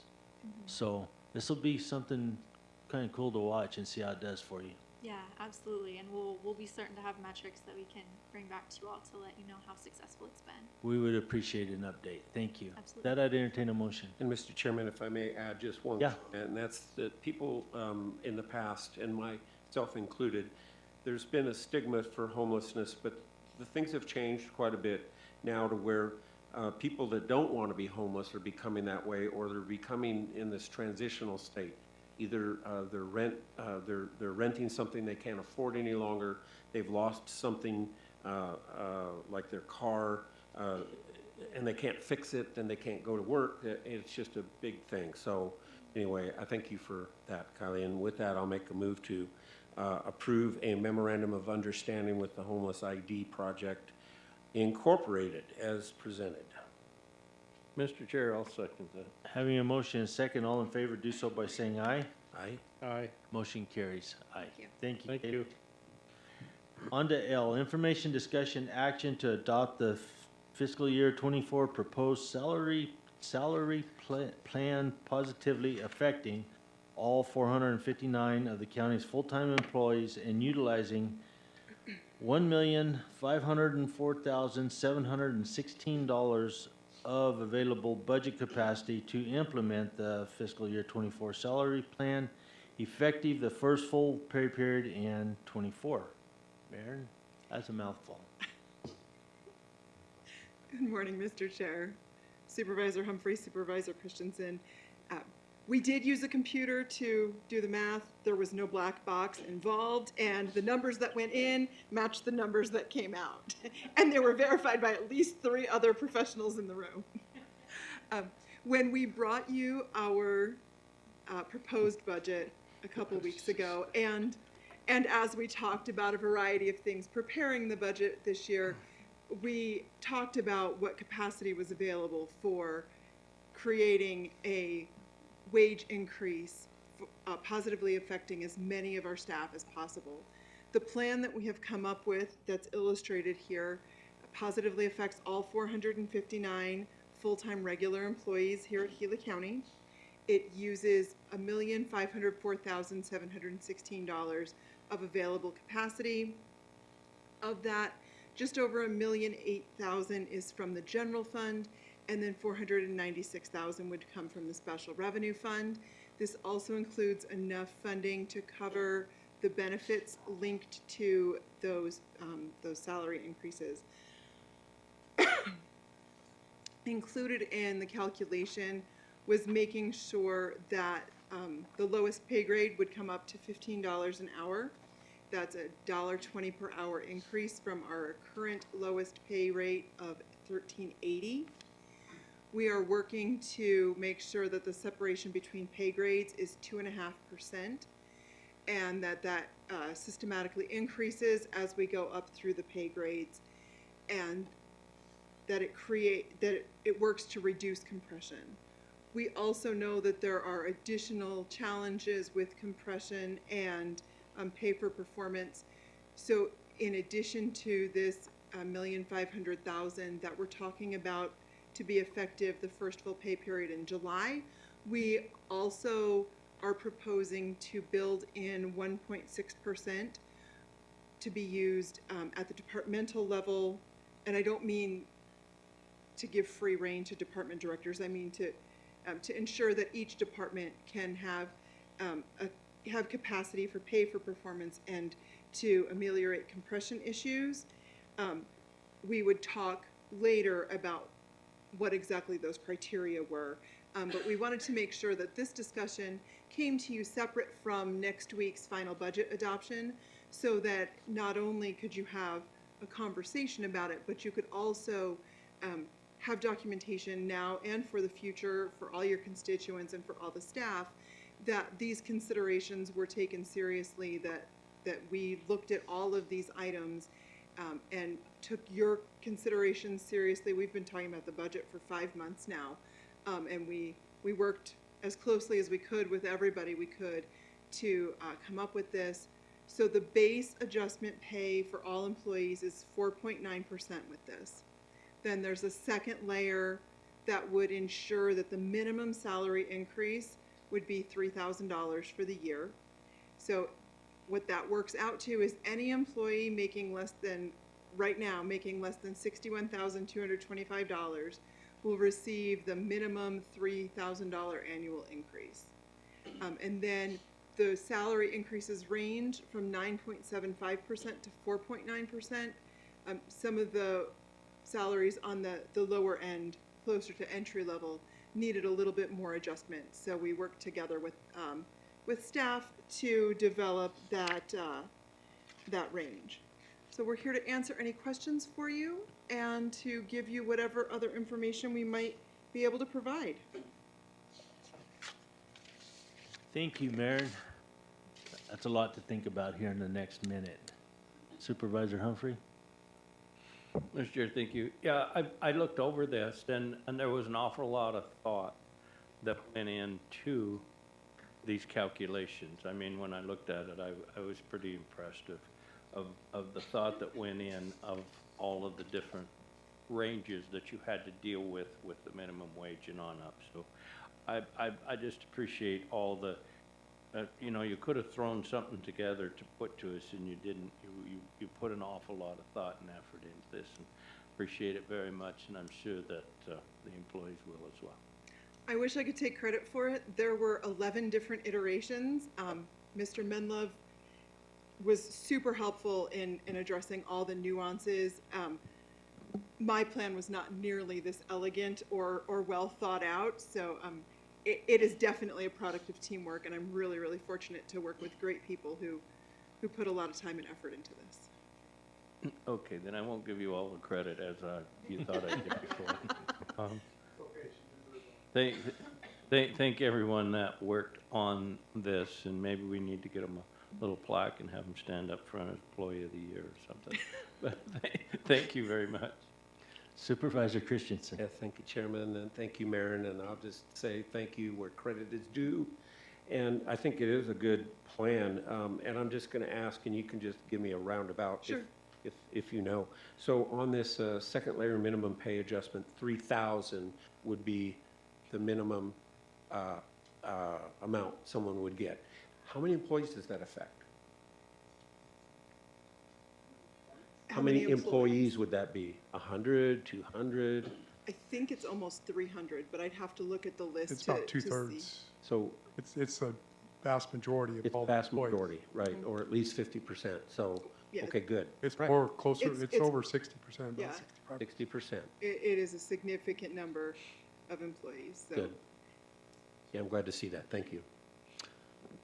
Thank you, Marion. Thank you, James, and everybody else. Yeah. If we can help our people, especially at the bottom end, I know, that's where my heart is at the lower levels, not at the top. So, but thank you very much for what you put together. I appreciate it. That I'd entertain a motion. Mr. Chair, I move to adopt the FY 2024 salary plan as presented. I will second that. Having a motion and a second, all in favor do so by saying aye. Aye. Aye. Aye, motion carries. Thank you, Marion, and you got another one, so. M, information, discussion, action to adopt fiscal year 24 full cost allocation plan and CFR Code of Federal Regulations cost allocation plan. Marion? Good morning again, Mr. Chair, Supervisor Christensen, Supervisor Humphrey. I put together a PowerPoint for this and then looked at the agenda and thought, there's no way you're gonna wanna sit through another one. So today I will keep it short. We expected to have printed copies for you today and they have not come in yet. Each one is about this thick and you'd each get 2 of them. So when those come in, we will distribute them to you. This is effectively a scientific distribution of the complete cost of running the county across all the functions of what the county does. We have an obligation under federal regulation to maintain a cost allocation plan, to have that done by a professional firm. So Heinfeld Meach has prepared the one that we received and are hoping to adopt today. There are 2 versions. The full version does all the costs across the whole county. The CFR version is the one that is based on the Code of Federal Regulations and limits some of the expenses that can be allocated, but it dictates what we calculate it costs to run a grant or program, so that when we apply for a grant or program, instead of saying that we'll take the 10% de minimis, we can say what the actual administrative cost is. And then that information gets passed on to the grantor, and then we can go back and forth on it. We do have a couple of grantors who are waiting for us to approve the CFR plan so that they can approve those programs' budgets for next year. So we're bringing this to you today for your approval. Should you choose to approve it, we can then have a meeting with leadership and department heads, sharing the information, making sure everybody has what they need to go out to their grant agencies. And then this documentation also ensures that when you as the Board of Supervisors and Mr. Menlove choose to have a conversation about whether something is cost effective, you know exactly what those metrics should be, and you have an external source to identify that. This is unfortunately our last year of using Heinfeld Meach. They are not going to be doing cost allocation plans after this year, so we will be coming back to you probably in the next 3 months to ask to go out to advertise for bids for next year's. Okay, thank you, Marion. Supervisor Humphrey, questions? I have no questions. Supervisor Christensen. Thank you, no questions. James, do you have something you want to chime in on here? Since you gave me the opportunity, I will take it. Several months ago, in fact, may have been 5, 6 months ago, that Mr. O'Driscoll presented to you a discussion of potentially what do we charge for services This plan delineates what the cost of the services that we are providing to external entities and also internal entities of what we can charge a grant.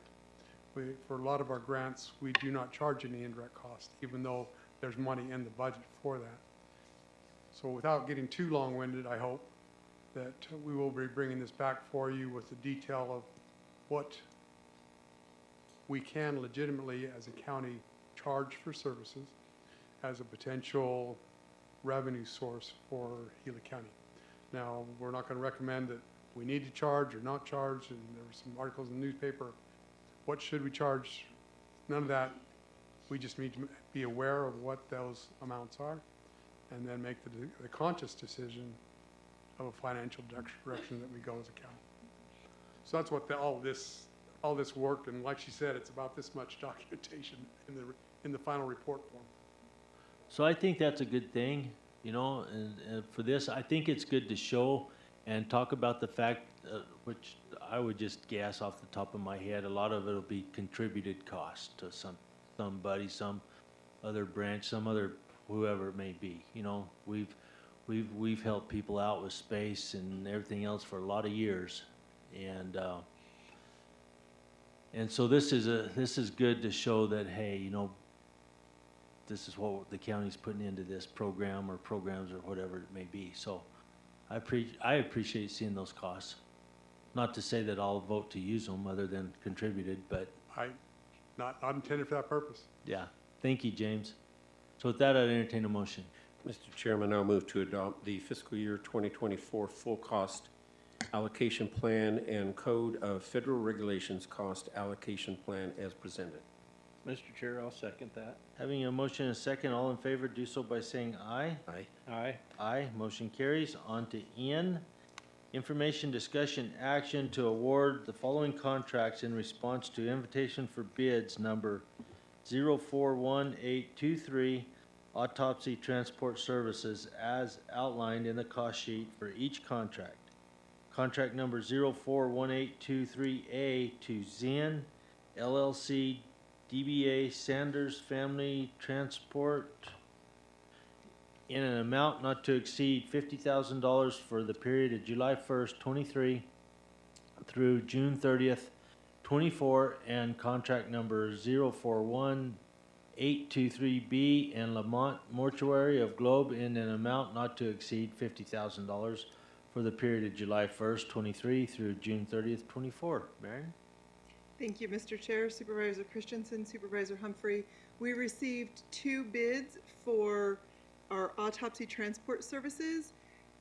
Each of the responding bidders included various responses for the communities within Gila County. So we analyzed each community's response individually and then determined to issue 2 contracts to be the best stewards of resources. So those contracts split in a way that Lamont Mortuary will be providing the most cost-effective service for Roosevelt, San Carlos, and Dripping Springs, and A to Zen DBA Sanders Family Transport will be providing service for the other communities listed here for Gila County. The cost does include transport and a regular duty transport bag. Okay, thank you, Marion. Supervisor Humphrey. I have no questions. I guess that the contract award entities are happy by splitting this instead of just having one do all. We have in the current or the most recent year, we split them across the entities based on cost responsibility. So they always have the option to decline the contract if they choose. Yeah, no, I think it's great that if they work together to help us perform the duties that we need to perform, that's a good thing. Supervisor Christensen? Thank you, Chairman, and thank you, Mayor. No, I have nothing. So I know Lamont is local. Is the other one local as well? I believe they're in Apache Junction. Okay. But you can see them when they're in town. You can see their van, and like the back of their car says Afterlife Specialists on it, you will be singing the Ghostbusters song in your head for a while after you see it, because you can't unsee it. But they are frequently in town. Well, just so everybody understands, they're not related to me. So No, they I are don't know not. who they are or where they're They from, are but they're not not. related to me. So I can vote on this one. All right, I'd entertain a motion. Mr. Chair, I move to award 2 contracts in response to invitation for bid number 041823 as follows. Contract number 041823A to Zen LLC DBA Sanders Family Transport, and contract number 041823B to Lamont Mortuary of Globe as presented. I will second. Having a motion and second, all in favor do so by saying aye. Aye. Aye, motion carries. Marion, thank you. Thank you. On to O, information discussion action to approve amendment number 1 to contract number 100521 landscaping services for Gila Proud Highway 60 cleanup and maintenance project in the amount of $132,500 for the period of July 1st, 23 through June 30th, 24. Amy, welcome. Thank you, Chairman and Supervisors. I feel like I've been up here a lot for this, so I'm thankful to bring you a request for approval of amendment number 1 for the landscaping services for Gila Proud, and that's just to continue with Allegiance Builders in the work that they've done this past year. And so amendment number 1 to the contract that we had for 2022. Okay, Supervisor Humphrey. Well, I have quite a few questions, but I'm sure you probably can't answer most of them for me, so Let me try. I'll leave it alone. Yeah, my questions would be more of the contractor, not the contract. But anyway, I'll let that go. Thank you. I would be happy to put you guys together so that you can at least ask. Well, it won't do much good after this is approved or not approved, so anyway, that's okay. Okay. That's okay. Are we having a meeting later this week? We are having a meeting, but it will still be after the approval. And he was present at one of our meetings, but it was so long that we didn't understand. end up, okay. All right, wanted to make sure. You good? Sure. Supervisor. Thank you. I have no questions. So this is amendment number 1 going forward in this deal. So I guess the prior work that these folks have done for us is satisfactory? Is that what we're saying? That was what I understood from the work session, that Okay. it was, that we were to move ahead because it was satisfactory. Okay. I would be happy to, if there are questions, I want to take them to our contractor. And if there need to be improvements, we need to address those. I guess just one question, Mr. Chair. if I Yeah, could. go ahead. And there are other entities paying into this contract for this company? At this point, for FY 2022, there have been, but on Thursday at 2 p.m., we have a meeting here with those partners, and we'll be addressing that. And the total amount of this service with our other people, do we know that? The total amount's $132,500. That's the total amount. That's not broken down. That we pay? No, the county pays $53,000. Okay, all right. Thank you. So we'll know if our other partners are gonna chime in and help us out on this Thursday, later this week? Yes, and the expectation is a positive one. Okay. But I'm actually hoping for more because we're gonna look at some other, not just cleaning and maintenance, but beautification as well. So Cool. we'll have that meeting on Thursday. James? Mr. Chairman, Supervisor Humphrey, the meeting on Thursday is with our partners. So we're going to solidify the contributions and the different people that are contributing to this. As Amy said, $53,000 from Gila County. The rest is coming from our partners, looking for that continuation. We'd be glad to have you come on Tuesday, Supervisor Humphrey, to that meeting. I don't know if the vendor has been invited to that meeting. He's been invited. He's been invited. Yeah, 'cause- But maybe there, it'd be good. I'm sure the other vendors are going to have that discussion. I'm sorry. But, Mr. Chair, if I may, I mean, here we're approving a total contract, and we're only $53,000 of a $132,000 contract, And we don't know if our partners are agreeing to that yet, but we're approving the contract. So if we approve it and the partners don't, did we just approve to pay the $132,000 if they say April Fools and we're on the hook? That just doesn't sound professional to me. I mean, I'd be happy to approve $53,000, Is there a reason that our portion. we can delay this? I'm sorry, Mr. Chairman. I don't see a reason we can't delay it till after that meeting. Mr. Chairman, let's see if we can put this off until next week. Okay, yeah, that just set alarms off. Or a second option, Mr. Chairman, Supervisor Humphrey, is that you can make it contingent on having however much, 70,000 of partners contributing to that, so. Or that Contingent on a in the certain amount. motion, our amount is only 53,000 of Right, of, the oh, 132. right. Yeah, I'm good with that. Doug? Is there by chance that we would have more partners step up to the plate and want to be a part of this program, you think? Or is there anybody else looking at I'm stepping up? unaware of any more at this point, but the meeting is actually part of one of the things that we'll try to accomplish at the meeting is identifying more partners. Mm-hmm. So it actually makes sense to do it that way. Are you good? Chairman, member supervisors, yes, I'm good. You could make the motion contingent on the other partner support, or you could indicate that the county would pay up to that 53,000. Okay, I get a warm fuzzy feeling now. I didn't have one. Good. You're good? Yep.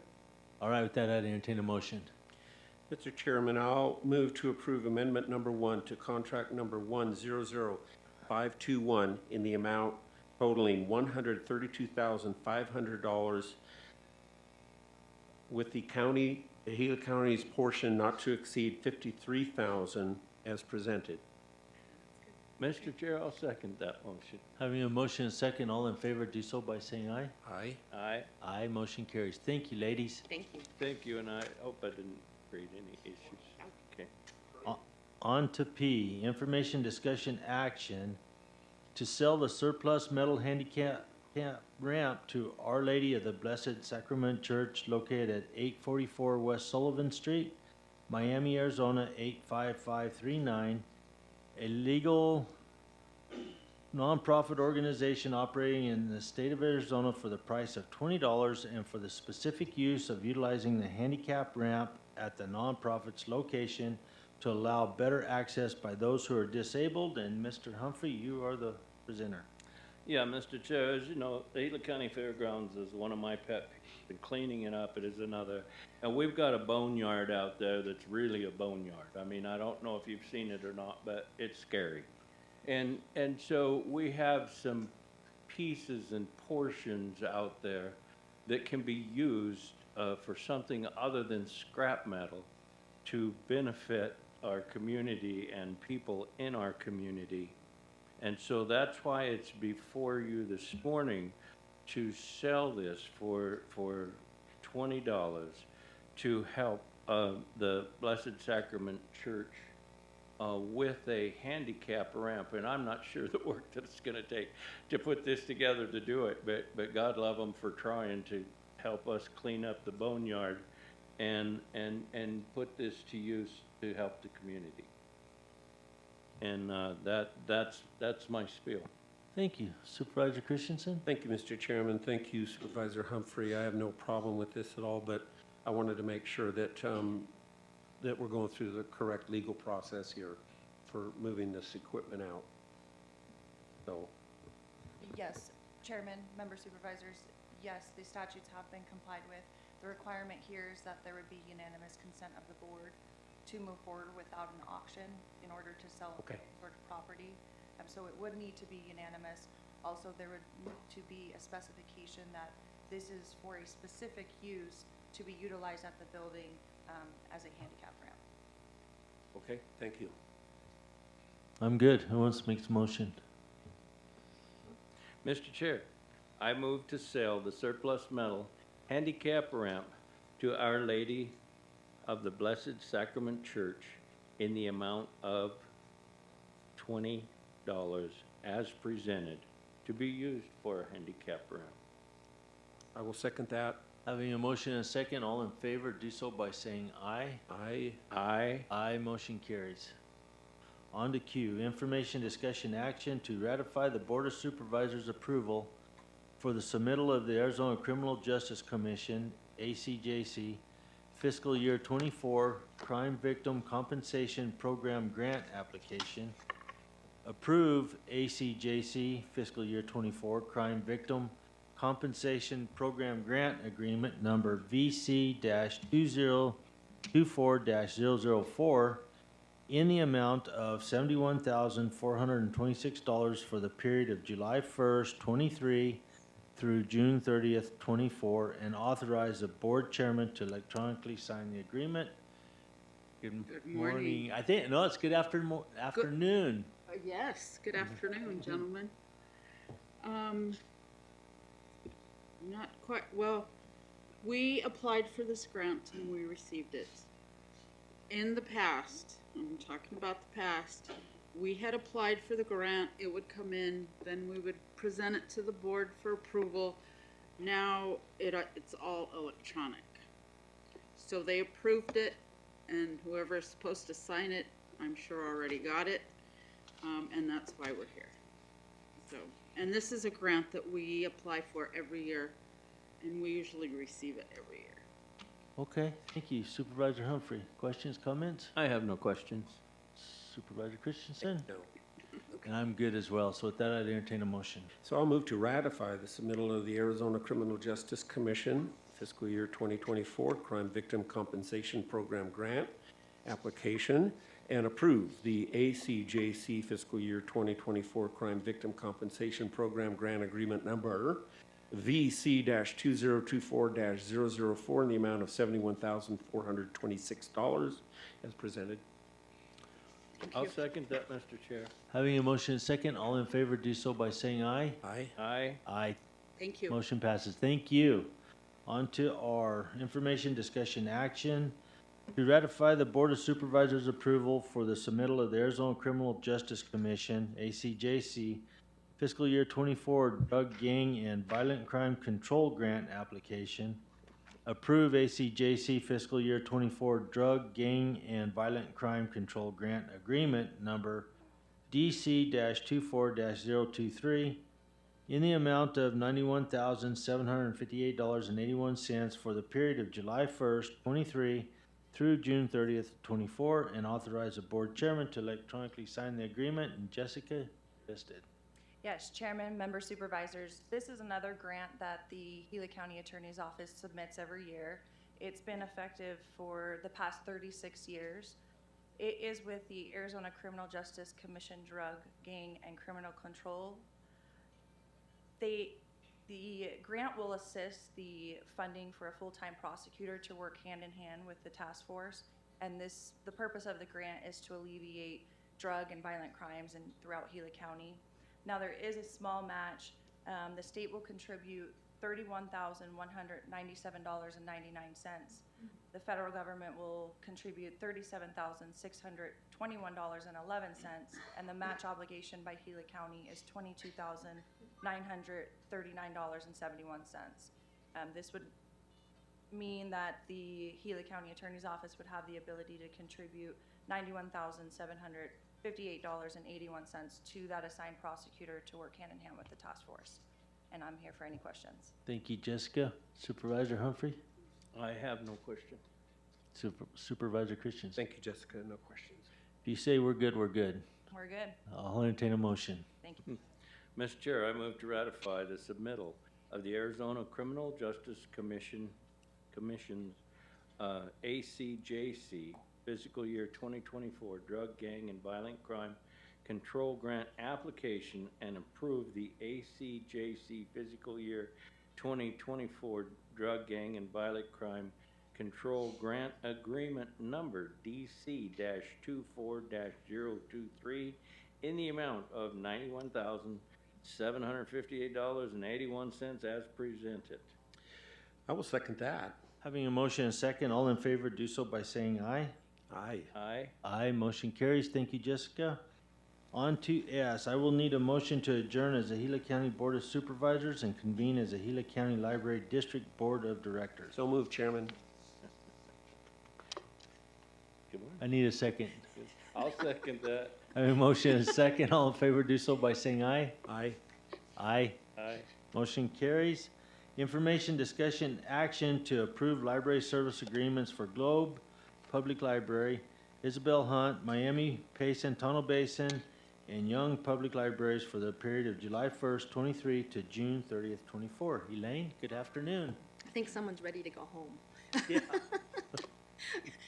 Good afternoon. I appreciate the time. This is our annual library service agreements that we contract with our 7 affiliate libraries to cooperate in the provisions of library services to the citizens of the district.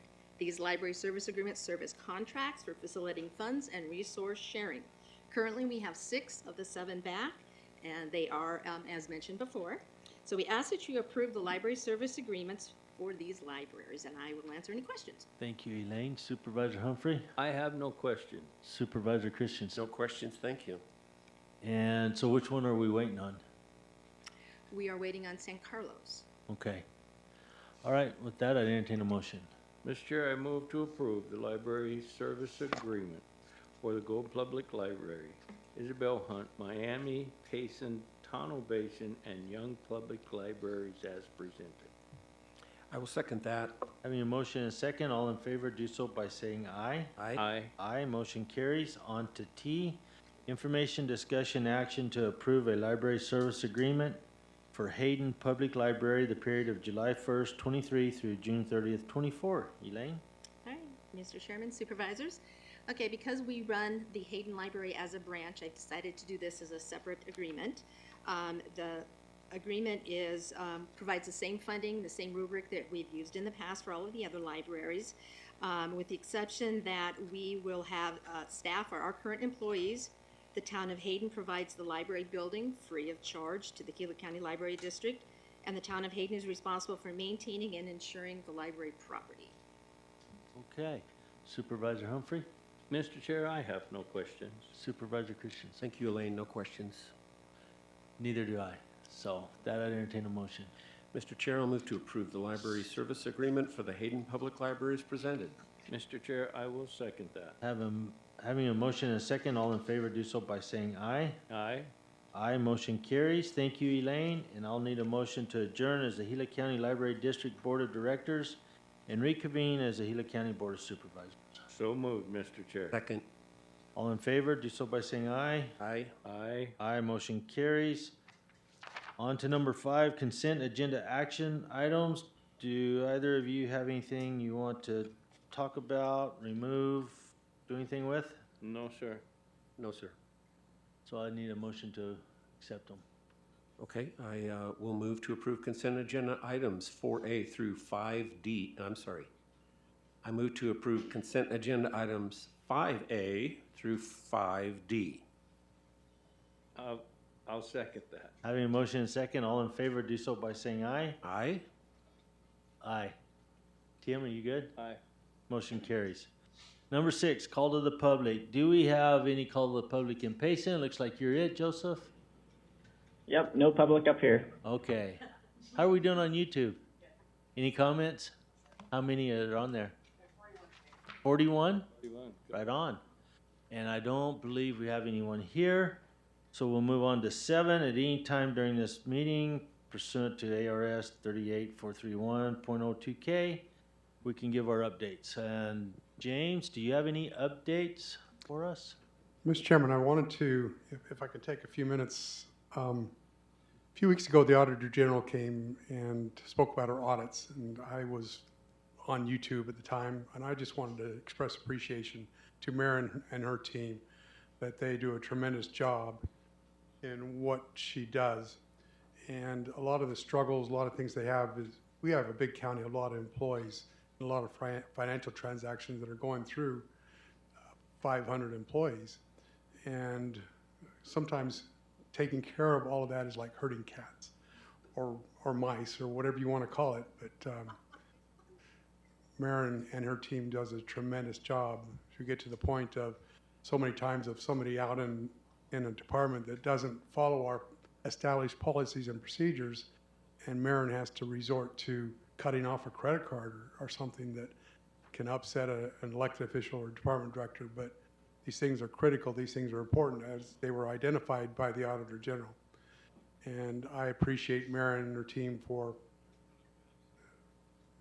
doing that, for putting in the effort and having got us current and with our audits. It's a tremendous effort, and I acknowledge her for all she does. Secondly, I believe that while I was out, that you had an opportunity to be introduced to Kaylee with our Community Services Department. I've asked her if she would, and I didn't see that. I'm not sure how I missed it, but I didn't see what she presented. So I've asked her today if she would tell us a little bit about herself, where she came from, what brought her to this point of being our Community Services Director here in Gila County, because she's from the Midwest. From Kansas? Illinois. I should have known Illinois. But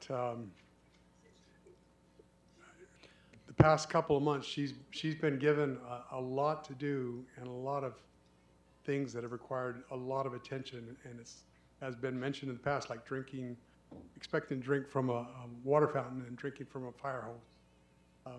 Kaylee has been literally drinking from a fire hose, and I have asked Mr. O'Driscoll at times, so she's not going anywhere. She's sticking with us, and we haven't scared her away yet. And Michael assures me that she's sticking to it. When we went through the interview process, we had internal and external candidates. Kayla was clearly the one that was the right person for this job, even though she's grown up through the health department and program manager in the health department. Her skills, her talents, and her abilities have translated well to the Community Services Department. So, Kaylee, could you take a couple minutes and Come on up, Kaylee. if that's okay, Mr. Chairman? It absolutely is. Tell us about you. Thank you. Sorry. Yeah, so I grew up in Illinois. I went to university in Indiana, where I got my bachelor's and my master's degrees in public health, which is how I found my way to the health department, and Mr. O'Driscoll and Mr. Beck. And yeah, I've always wanted to serve my community, and I fell in love with Gila County. I grew up very rural in Illinois, so I feel right at home in Gila County. In terms of what I want to do with the future of community services, I'm just really excited to be in a position that helps our community. So I want to continue to do that and improve upon that. I wanted to highlight like the good things that we do with weatherization, our diaper distribution program that's been very successful thus far, and then partnering with the health department and our dental services. And in addition to that, just working with our community partners has been really great so far, and I want to continue to do that, as well as help them to kind of find their own funding in addition to what we can do to help. So I'm very happy to be here. Good. Supervisor Humphrey? Yeah, I just want to say thank you very much. That's an important position for Gila County because we have a lot of people that need a lot of help. And I met you at Melissa's going away party. It was nice to meet you, and then I offered my assistance. That's 27 years as a contractor knowledge and also as a supervisor. And if you forgot, I just wanted to refresh you that if I can help in any way, feel free to call. I appreciate that. Thank you, sir. Supervisor Christensen. Thank you, Chairman. Thank you, Kaylee. It's a real pleasure to have you in that position. We have a lot of great employees, and you're a great example of that. And so I look forward to working with you, and I'll also extend my offer. If you need something, let me know. If we can help you, we're here to help. Thank you, Thanks. sir. Same goes with me, Kaylee. We're here to support you, and by all means, if there's anything you need help with or whatever, just reach out to us and holler at us, or Michael, whatever. Go through the chain, I guess. Or you can call us direct. Heck, it gets Michael's blood going in the mornings too, so it's good for him. But anyway, we're glad to have you. You do have a real important department there. We do have a lot of people that we have helped through all the years, and so it's good to see you. And have you in there. Yes, Thank sir. you. Thank you, sir. Thank you. And I'm looking forward to Saturday. Yeah. I heard you're bringing lunch. I'll get on that. Just bring your card. It's all right. I must be one of the rats that got shut off. Welcome back, Jay. Glad to be here. Thank you, Mr. Chairman, members of the board. Thank you. Supervisor Humphrey, I'm good. updates. You're good? Supervisor Christensen. With what am I good? I don't know. You're going to tell us. This is our report, right? Yeah. Okay, I just wanted to let you know that on the 4th, I went to a reading of the Constitution at Green Valley Park. They do that annually. That was interesting. And then also was on the radio KRIM. I'll be on KMOG next week. And then also I met with about six people concerned about our rural water, rural groundwater. Okay, so rural counties have groundwater for the most part, not surface water.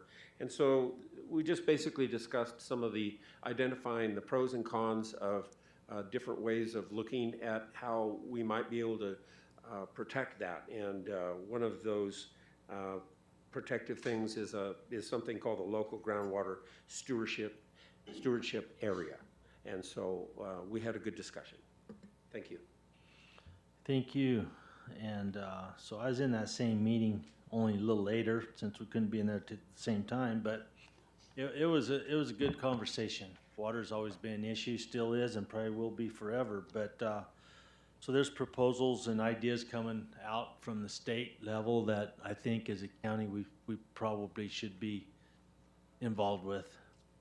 But we'll see where it goes. Craig Sullivan is on that board, and I trust Craig 100%. And so it's going to be kind of interesting where that's going to go, what is going to come out of it. But anyway, what I have mostly is what I'm doing from here on out through this month. But next Wednesday, after the board meeting, I'll be going to DC to testify Thursday before the House and Natural Resource Committee.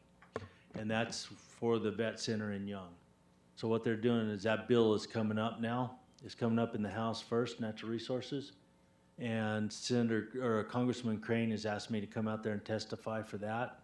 So I will be doing that. And then that afternoon, once that is over, I'll be catching a plane for Austin, Texas for the NACO conference. Are either one of you guys going to the NACO conference? So that's in Austin, Texas. I'll be there. You're going to fly straight into Austin, but we'll be there till Monday, flying back.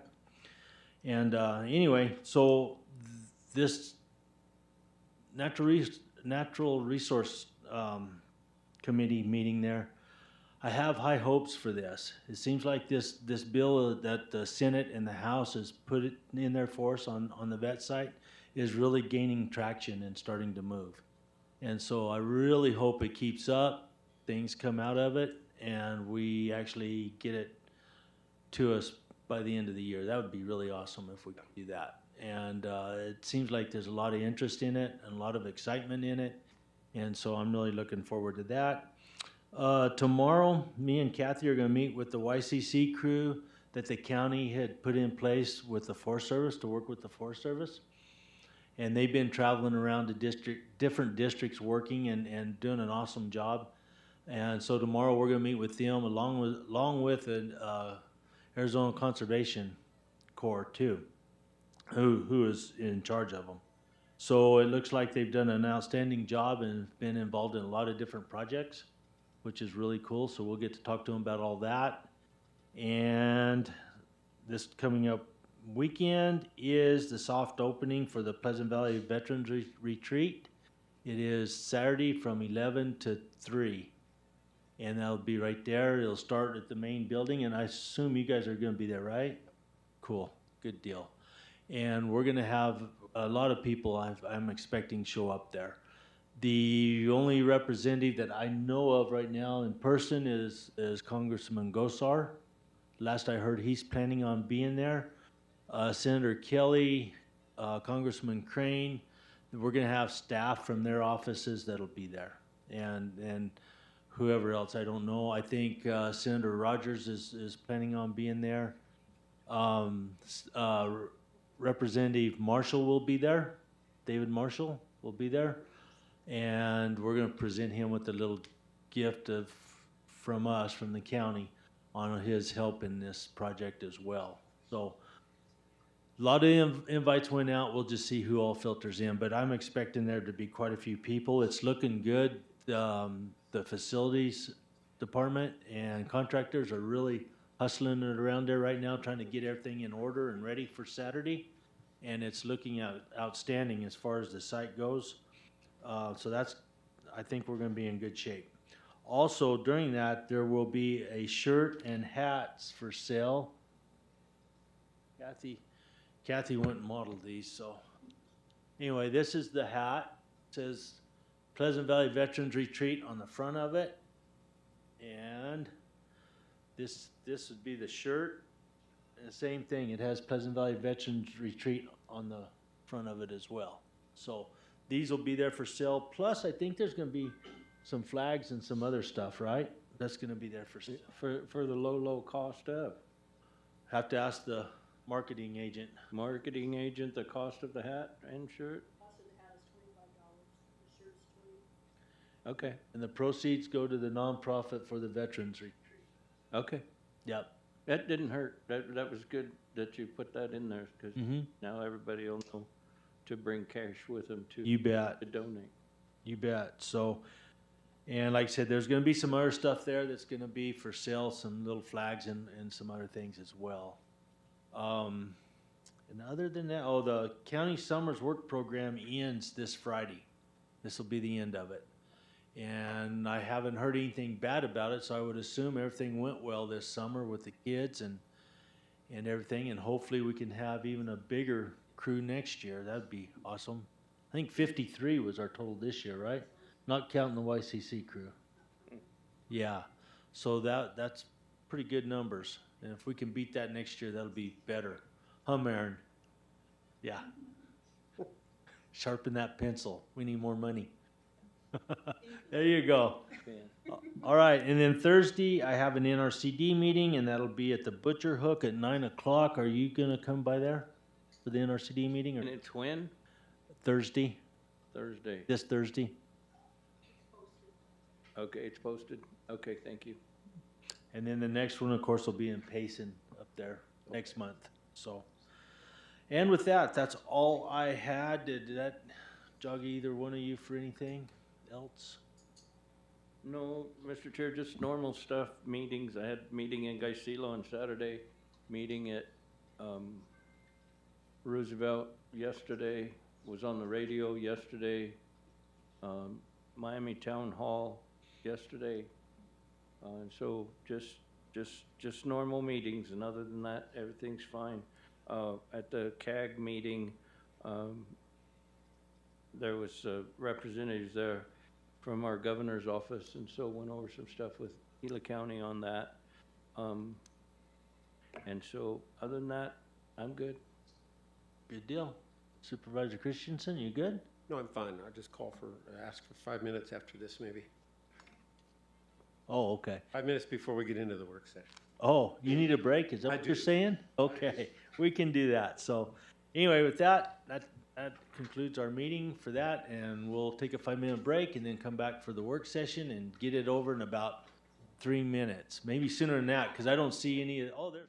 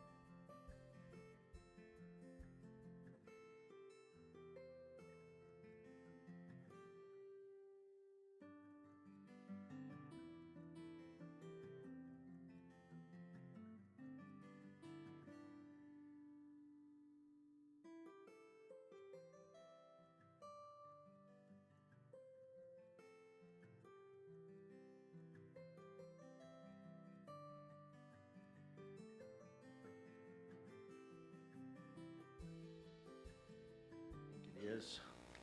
Carl, are you ready? Yeah, we'll move on to 8A, information discussion seeking guidance to best allocate the funds from the congressionally directed earmark award of $609,000 to be used for maintaining water storage systems for wildfire protection in Gila County, with the understanding that this funding comes with a 1-to-1 match of $609,000 for Gila County that can be in cash, in-kind activities, or a combination of both for the period of March 22nd through September 25. Welcome, Carl. Thank you. Good afternoon, Chairman and members of the board. Really excited to be kind of on the home stretch of this project. And also delighted to say that everything so far has come in much cheaper than expected. So just wanted to give you some updates on this project. Once again, I'm honored to be taking this project as it was initially kicked off by the late great Tommy Martin, so I feel a sense of pride in being able to kind of pick up where she left off and keep this going. So I looked into the tank replacement, spoke with our fire chiefs, and I also have Chief Morris on the line who will chime in towards the end of this item. We've got the tanks spec'd out. They're going to be about baseline 8 feet 6 inches wide by 12 foot 7 inches tall, 4 at each site. Spec wise, they ended up coming out to be for the installation of the tanks, which is just going to be the contractors delivering the tanks, leveling the land, laying a little granite to avoid erosion. For the installation of 56 tanks, it's going to come out to be about $68,246. The tank costs themselves for 56 tanks would be $397,000, or excuse me, $329,165. So total for 56 tanks, $397,411.34. That is installation and the purchase of the tanks, everything. There will be no aftermarket plumbing. The company is going to do that. That's providing the tanks, so that saves the warranty. So there will be a 5-year warranty on these tanks. If we decided to go a little further, I did provide a quote for 70 tanks, which would give us 14 auxiliary tanks. These 14 auxiliary tanks could be used for providing to our fire districts that have their own bladder sites to replace their bladders. They could be used to create additional sites, or even to offset or increase capacity at any of the existing sites. So if we were to go forward with doing 70 tanks, so that's the cost of that would be the installation, the 56 tanks to be deployed, and the 14 auxiliary tanks to be available for the county's use at their discretion. That total cost would be $479,675.20. So, I mean, less than $100,000 difference for having the 14 auxiliary tanks that are used for our discretion. So, before I bring to you guys the final purchase, I'd like to get a consensus on which direction that we'd like to go. If you're interested in you know, making the most of the money and having the 14 tanks available for use in the future, that option is there. Or if we'd like to go with the smaller option and get just what is necessary, that option's available for you as well. And I will bring that to you at the next available meeting. I have Chief Morris on the line. Chief, are you here? Yes, I'm here. Can you hear me okay? Yeah. He wanted to add some thoughts. So Chief Morris, you go ahead. Okay, thank you very much. Chairman, Board of the Supervisors, appreciate you letting me come on board here today. I'm over at a conference here in Glendale for the Arizona Fire Chiefs and Arizona Fire District Association, so trying to miss out on a couple of the presenting speakers today. Want to let you know that most of our area, other than what is in Star Valley, is all what we call a tender operation, meaning that we only have readily available the water that's on our fire truck. As we respond to the scene, our captains have to make the determination if we need additional water to be able to be brought to the scene. And if we do that, then we have to request via the radio to have another entity respond with a tender. They'll have 2,000 or 3,000 gallons of water. it would behoove us or be better for us if we were able to have a source of water that like 10,000 gallons that would help us out to be able to battle a lot of these fires. Case in point is you may have been aware of a gasoline tanker fire that we had on Friday evening on 87 that closed down the highway for several hours. We had a hazmat assignment, we had a wildland fire, and we had a vehicle fire all at the same time. And it basically took every resource that we had available in northern Gila County to be able to fight that, along with getting mutual aid units from Prescott and other areas to be able to battle this fire. We were able to get tenders on scene, but it literally takes us about 45 minutes to an hour to be able to get that there. So it would be nice. I do have bladders in our area, along with the other fire chiefs from other districts, but these bladders, as you're very well aware of, are failing. And I've had a couple of failures at this point that we have no replacement for them. Thank you, Chief. Okay. Ready for questions? Comments? Absolutely, always. Supervisor Humphrey. Yeah, I guess I don't have a lot of questions. I have comments, and yeah, I mean, we have fire issues, and we have rural communities, we have rural areas, and so that's what started all these bladders. So I think more tanks is better, and where they're placed, I think that would be something that we could get a hold of our fire chiefs and things of that nature to see where they might be best located. Because like Gila, it has a little volunteer fire department, but I mean, it's only got so much resource. And so if, say, Forest Service came to help, then Forest Service would have an available water source to help them fight fires, even residential fires. If they were to break out, then if it's all you have on your truck, you're pretty much done. But you know, like Deer Creek Village, you know, Gila, some of the small residential districts or communities that I have in my district, you know, I would like to maybe have an opportunity to help them with available water, even though they don't have a volunteer fire department. If the forest is threatened, Forest Service is going to show up, and it would be nice for them to have available water for some of these residential areas. But even the Roosevelt Resort, the estates, and I'm sure once we start looking at this, if we have 14 extra tanks, that's not going to be enough, because everybody's got areas like this that doesn't really have a major amount of water to fight fires. So like I said, with the input perhaps probably from our fire chiefs or even Forest Service to see where it might help them in some of this prevention if they had available water. So then we could maybe look and see which would be the best options of places to place some of these. Thank you, Supervisor. I definitely appreciate the support there. And if the board would like me to come forward with possibly even a higher number of auxiliary tanks extra, I could do that. I'm sure the tank company would have no problem giving us a quote with a larger number on it. But just to give a kind of an example of how much room we have here, with the 70 tank purchase, including the installation of the 56 initially, that puts us at $479,675.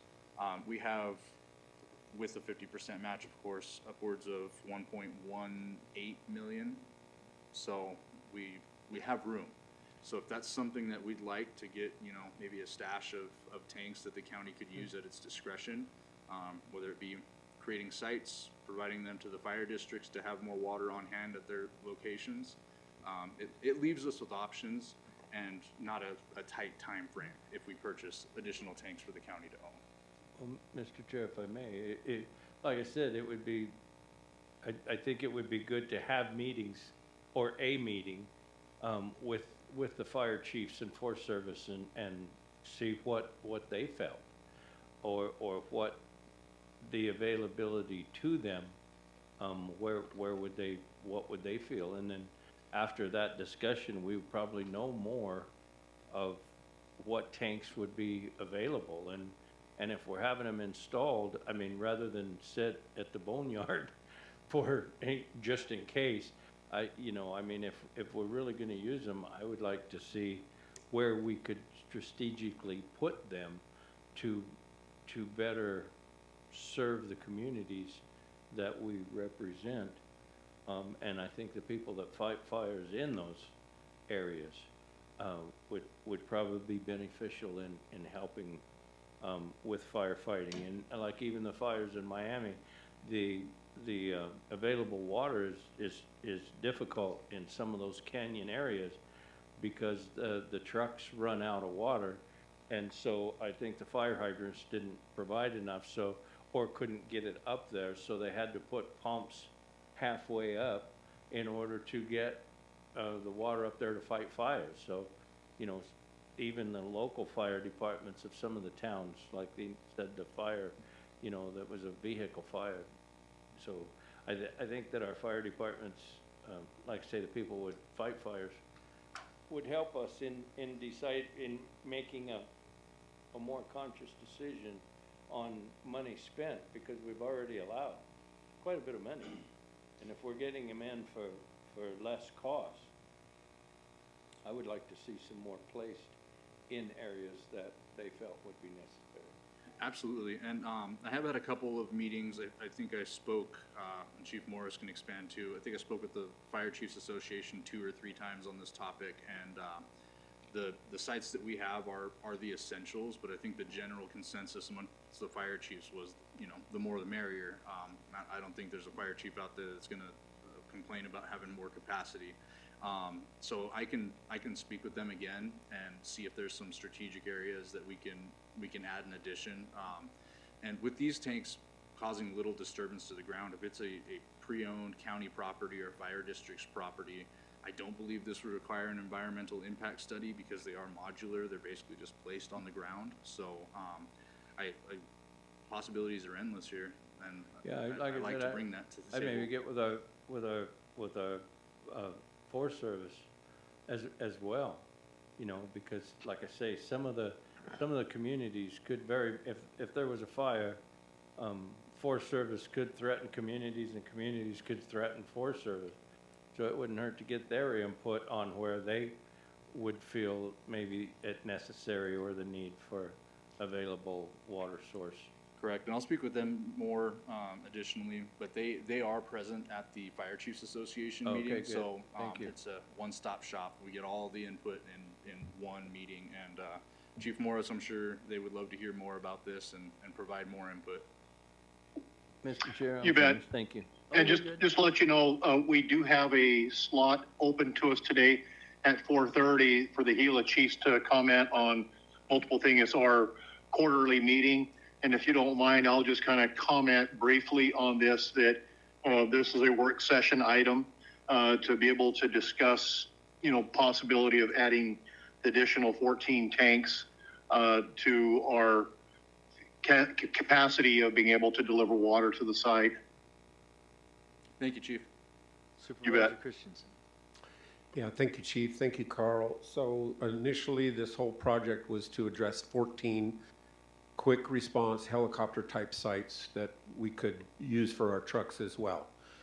But as you said earlier, the prices have come in and they're lower than what we expected. So let's dream big and go to 14 more. And that, in my opinion, is not dreaming anywhere near big enough. So my thoughts would be, we're buying stuff for 50 cents on the dollar. Right now, even in the dream stage, is committed Gila County to $240,000, and we have a cap of $609,000. Now, I'm not suggesting we go all the way, but I'm suggesting that we purchase enough to make a consideration for all of the communities. We're already committing to 14 remote sites. Let's start committing to many more internal sites in our communities around that we identify as important. And that can be the Rim Country, Young, Gila, Tono Basin, Rye, everywhere. So would a tank or two in Rye have helped this fire on the highway? Yes. So if I were to say anything, it was like, you need to dream bigger than this. So that's what I would support that. Absolutely. Thank you. Well, so we'll never have enough tanks. I don't care what we do. Right. You'll never have enough water.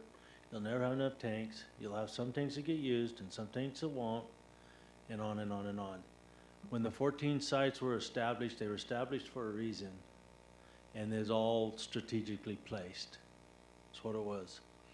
When you ask the Forest Service, and no disrespect, Chief, but you ask anybody in fire, you can't throw enough at them.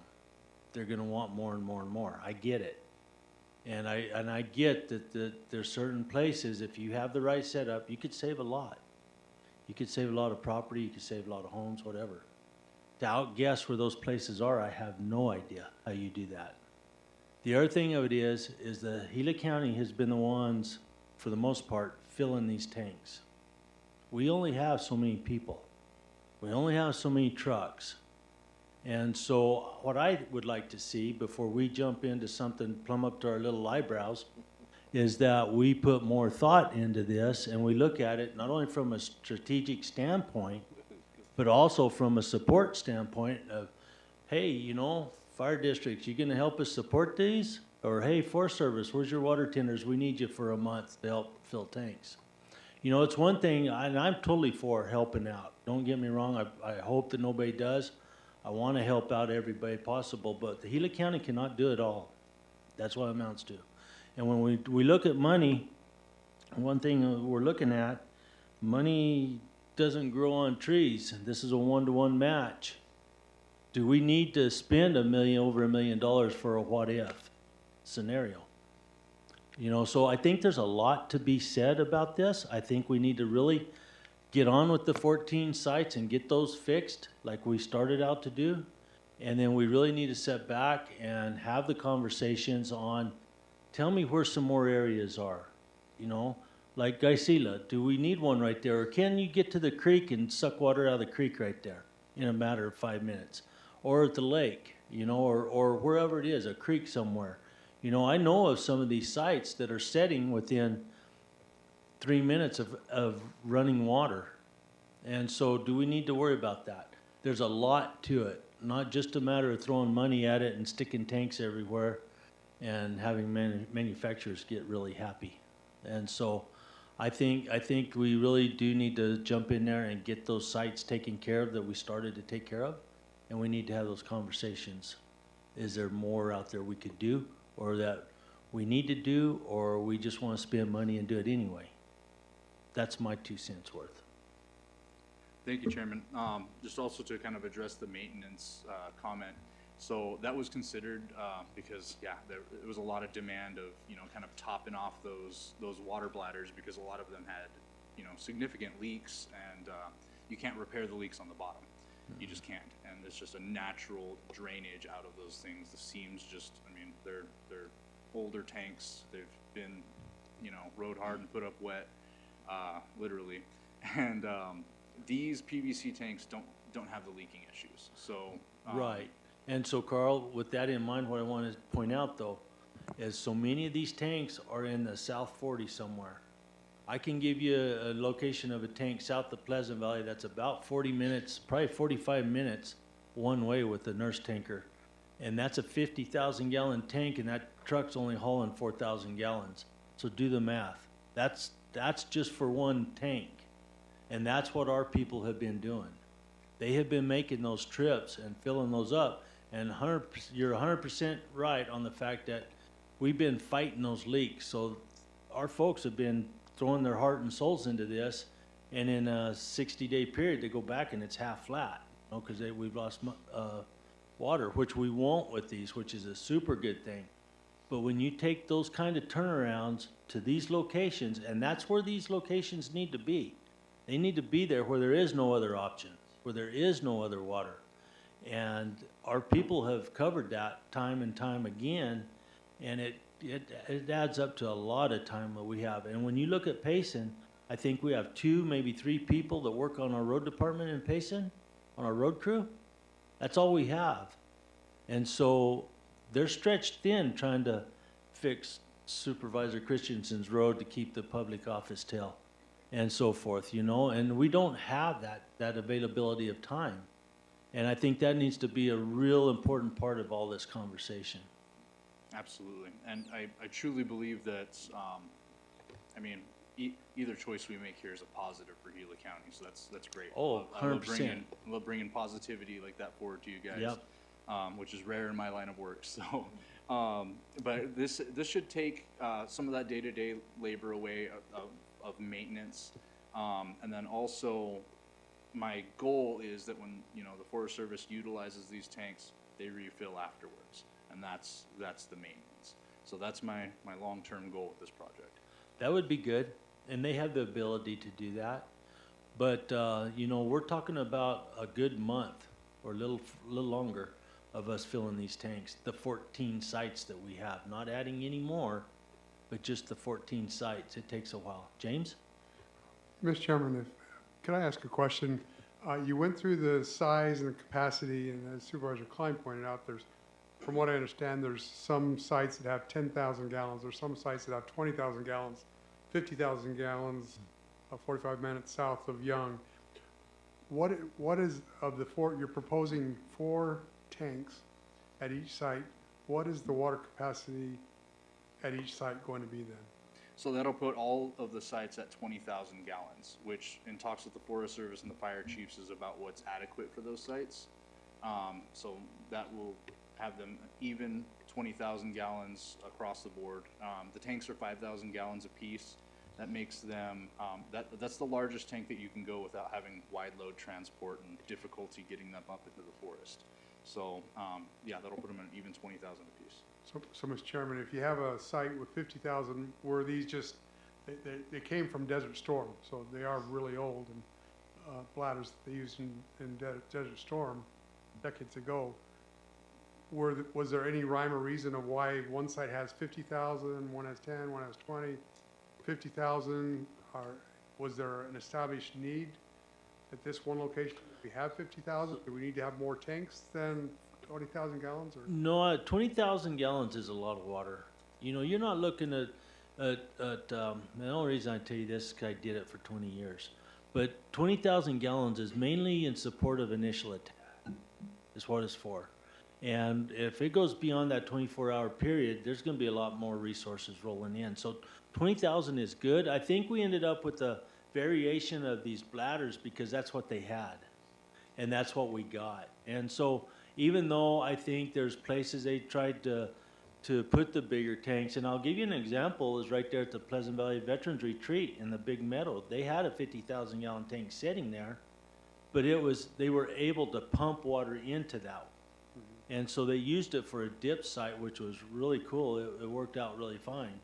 But these other areas, the tank could blow out. Well, all we have is this tank. We'll put that one there, and work it. And so just because a 50,000 gallon tank would be sitting there, a pillow tank, doesn't mean that they would fill it plumb to the 50,000. But there's a lot of different variations. And I think with the 20,000 like Carl's been working on is a good number. I really do. Josh? And that's been the goal of what we've talked about since this process began and with the extra tanks is really, one thing we haven't really ever done is really recorded, okay, how much, this is always done in an emergency, so we're not looking at when they come and pick up water at each tanks, and because of the, as you said, because of the leaks in the tanks, we're filling tanks that aren't necessarily recorded because we use that water for fire suppression. So one of the goals that we brought to Carl moving forward is that we record this better and see what we're using, and that's part of the reason for the extra tanks we have. Isn't necessarily to expand it past those 14 sites, because those were pretty universal across the fire chiefs and the Forest Service of what they felt they needed, especially with Lake Roosevelt and, as you said, other water sources. The point was more to have those extra storage tanks now while we had the 50 cents on the dollar And if we see that there are sites that we are using more, that Forest Service uses more, then we would have extra tanks to put there. If there's sites that we don't use as much, we could even pull a tank from those sites.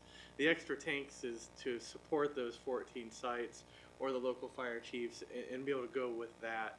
Not so much increase the platform that we have, because like you said, we're already having a lot of work to fill the tanks, but to be able to start recording data and get the data that we've never had before and say, hey, that might be a site where the Forest Service uses that a lot with what's going on in Pine or Strawberry, like the fire last weekend.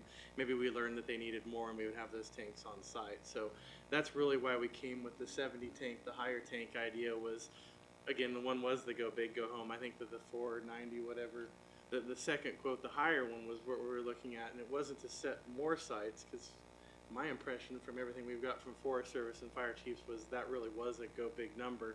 It was more if we have the right data, we would have those extra tanks that we could increase the 14 that we already have to, you know, to fight that, and we would have that, and why not do it while we have the 50 cents on a dollar? So I don't think it was really that we wanted to go up and above beyond the two numbers that we already brought you, just that that's what those extra tanks would be for, is collect the data and let's see how that works. Mr. Chair, if I may, and one of the reasons I brought up is to place maybe them strategically and add more tanks, because my question is that the manufacturer is going to do the installation and the plumbing for the 5-year warranty. So if we have tanks just sitting, what's the warranty? If we decide to put them at a site a year and a half from now, is the company willing to come back with a tank that we've had in storage for 2 years, install it, and give us a warranty? Or is it going to be, if we have the tanks, then if we want to put somewhere, then we're after an independent contractor with no warranty on the tank because it's been in storage for 2 years? That was just where I'm at. I mean, if we were going to get them, that's why I was thinking of maybe setting some while we got the warranty and the finances, because I wasn't sure if we just have them sitting there, what's going to be, like you say, if a site is used and we need more water at a particular site, what is going to be our warranty once we're finished with our 14? That's so Supervisor, I think I can answer that. I asked every question I could think of when it came to the warranty. So the warranty, we're getting the tanks installed by a third-party contractor. It's not the same vendor that's providing them. It is the same vendor that's providing them and plumbing them. So they're going to come pre-plumbed, and basically the contractor's just going to set them on the ground. They're going to fill them. I forgot to mention that earlier too. I made sure to write that in the contract. They will do the initial fill on the tanks. the contractor will. Yes. So that, I forgot to mention that. I apologize. And as soon as you started talking about it, I wanted to throw that in there. But so the warranty is basically from the time that we purchase the tanks for the next 5 years, regardless of whether they're installed on a site, kept on location, stored indoors, outdoors. The warranty is good for 5 years. So whether we have them in storage or not, it doesn't affect the warranty as long as we're not making modifications to the tanks themselves.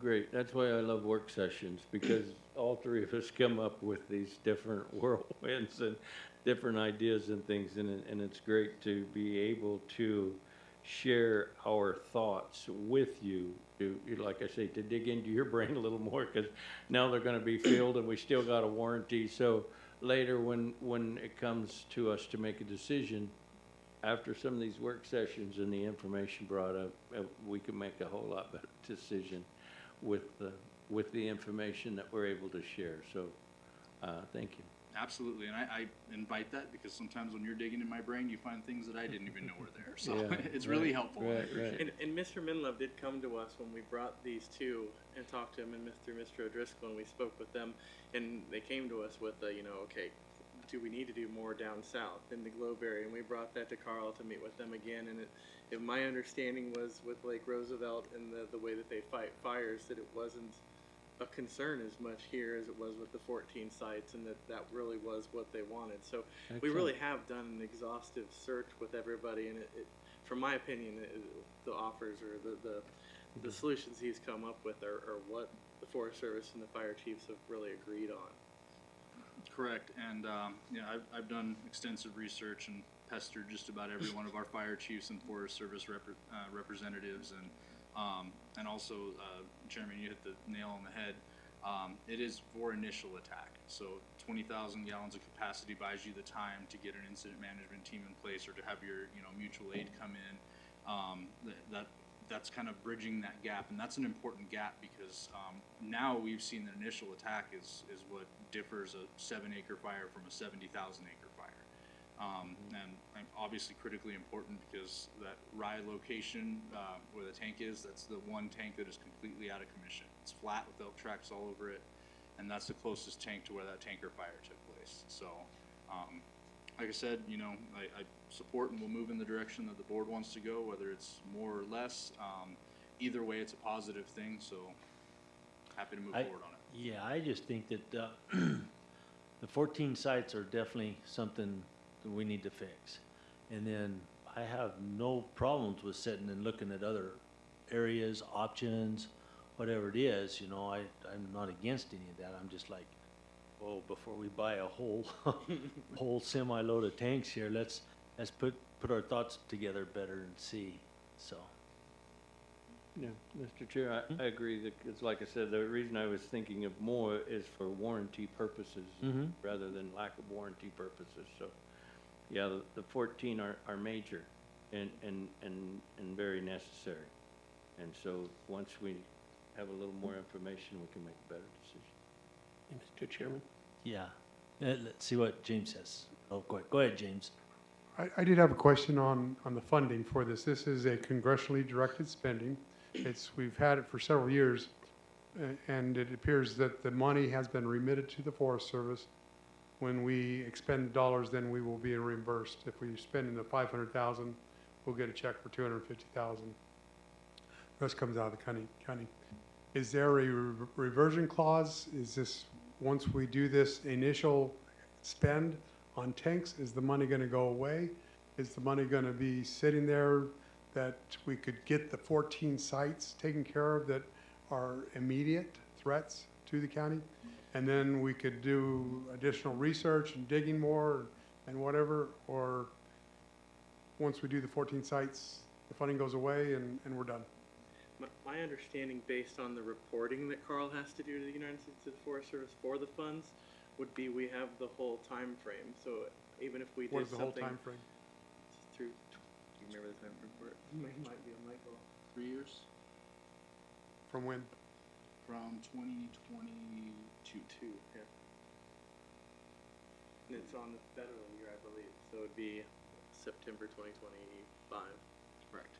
And so, yes, the reporting requires us to put the amount spent in there, so we can spend, come up with another idea later, add to it until that deadline. So if the board decides to go forward with these 14 sites and then have discussion later and want to buy additional tanks, it does not have to be one purchase. We can keep working on this project until the term is up. From a staff perspective, and if you want to give me different direction, I would say that we get whatever tanks we need to, get them hooked up for the 14 sites, 4 tanks at each site, take care of that, and that we'll do some additional consideration, knowing that we have a hard deadline of September 30, 2025 to do whatever we're going to do, and not get any additional tanks at this point, because letting them sit, as you pointed out, Supervisor Humphrey, that's not good for any type of tank. That we can get additional tanks after we get the initial ones set up and running. Steve, did you have something? Yeah, thanks, Woody. Yeah, and you had a lot of good comments about being able to take care of this whole deal after we get it. So knowing that we have a time period, I think Mr. Menlove's suggestion of let's get the 14 done sooner rather than later is a good idea. We'll address further options later. So I would like to see you bring to us options, say, well, we've worked with Water Wheel, we've worked with several of the Hell's Gate and all that, and they would like to have one here or there, and they're going to fill it, they're going to take care of everything, we're just going to provide a tank and set it there for them, or somebody's going to set it there for them, where it's not an extra burden on the county. Correct. Because I believe that's exactly right. We can't be taking care of a whole bunch of extra tanks at the convenience of the fire districts when they should be able to do that themselves. Correct. And then the other thing is, can anybody, can we buy a water tender truck with this money? And would that be useful? We already own them. Do we have enough? Well, we just don't have enough drivers. My understanding by Yeah. the way that the by the way the more money, it was very specific to replacing the bladders. Which Okay. would be, honestly, even, and let's see what James thinks, but even new sites would be interesting because it was mentioned to update the sites that we currently have. So it would be pushing the boundaries by the way it was written for the earmark. Okay, thanks. So I think my strategy going forward is going to be bringing to you guys the replacement of the sites. Going forward with that, getting it moving.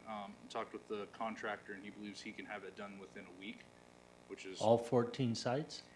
that's what Wow, he told me. right on. So that seems pretty incredible, and I'd be excited to see that Yeah. because that'd be amazing.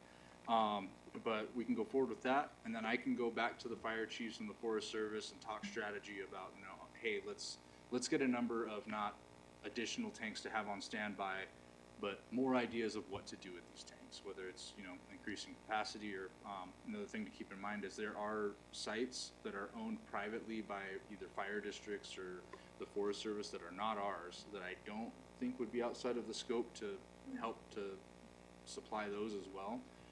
So I'll come to you with a plan after the fact. So I'll come to you with a plan saying, here's what additional tanks that we could use as a county and where they would be used. Does that work? Awesome. Yeah, I think we ought to explore more, obviously, but, I gotta be real truthful with you guys. When Supervisor Martin started this back quite a while back, I was fairly high in the government, in fire management, and quite honestly, I thought she was crazy when she started it, because I don't know how many people understand this or know this, but when you're in fire management on the high side, with a phone call, you can have a village sitting there the next morning at daylight. And as time went on, and I seen what she had done in the placement, and we started using those, she was right. She put a good program together. She did a really good job with it. And so to be able to take that and fix it where we need to be today with it, that's a huge help. It really is. And not only is those tanks sitting there for your engine crews and whatnot to plumb into, they're dip sites for those helicopters. Yes. We don't have very many dip sites across the face of the rim. That's where she really scored on that. And a lot of people don't understand it, but on initial attack, that helicopter is the first thing off the pad. And so having that availability saves a lot, an awful lot. And so she did a good thing. I told her that later on. It's like, you got a good program started here. You did good. But I think being able to take those 14 sites, keep those going, look at some others, maybe down here, wherever it's at, I think that's all good. Things change. Fire seasons change, locations change, the years change, whatever it is. So to be able to do that is great. And I think that would be good for us or for me as a board. I'm not going to speak for us, but for me as a part of the board, it would be good to see what other alternatives are out there or other ideas. Yeah, absolutely. And to expand on that too, I mean, the initial attack is probably more important now than ever because, nowadays it's not uncommon to see 2,000 or 3,000 acres of growth on a wildfire in a 24-hour period. So getting that initial attack is critical now more than ever, and this will have us ahead of the curve as far as preparedness goes for wildfires. Yes. Now I will say too, there's other rounds of this discussion, is that some of these starts will turn into managed fires, and in a real roundabout way of not getting real bogged down right now, makes you wonder, well, why are we throwing money at something that they're going to expand anyway? You know what I'm saying? And so that should always be in the back of our mind too. And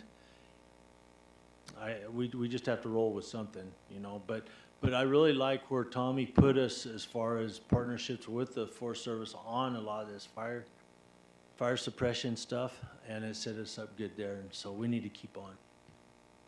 Thank you. Mr. Chair, Yeah. just one thing too, you kind of got a little dancy when we were talking about sites and what the actual grant was written for. So we might look and not get anywhere close to the boundary lines of what the grant was written for, and stay well within those lines before we waste a lot of time looking at additional things that probably would not fall under what the intention or the purpose of the grant was written. That would probably be one of my first things to look at, and then extras to replace some of the ones that may get damaged or something on a site would be possible, but additional sites may not even be something to entertain, depending on how the grant paperwork is written. I'm done. Mr. Chair, thank you. Steve, you got anything you want to throw in there? No, I think we've talked it out. Yeah, I'm good, thanks. Right on. Okay, we're at 2 minutes, right? Yeah, we're 2 minutes, Carl. You did good. I spoke for 2 minutes. Yeah, you did good. So, anyway, thank you for all that, Carl. You've done a lot of work on it.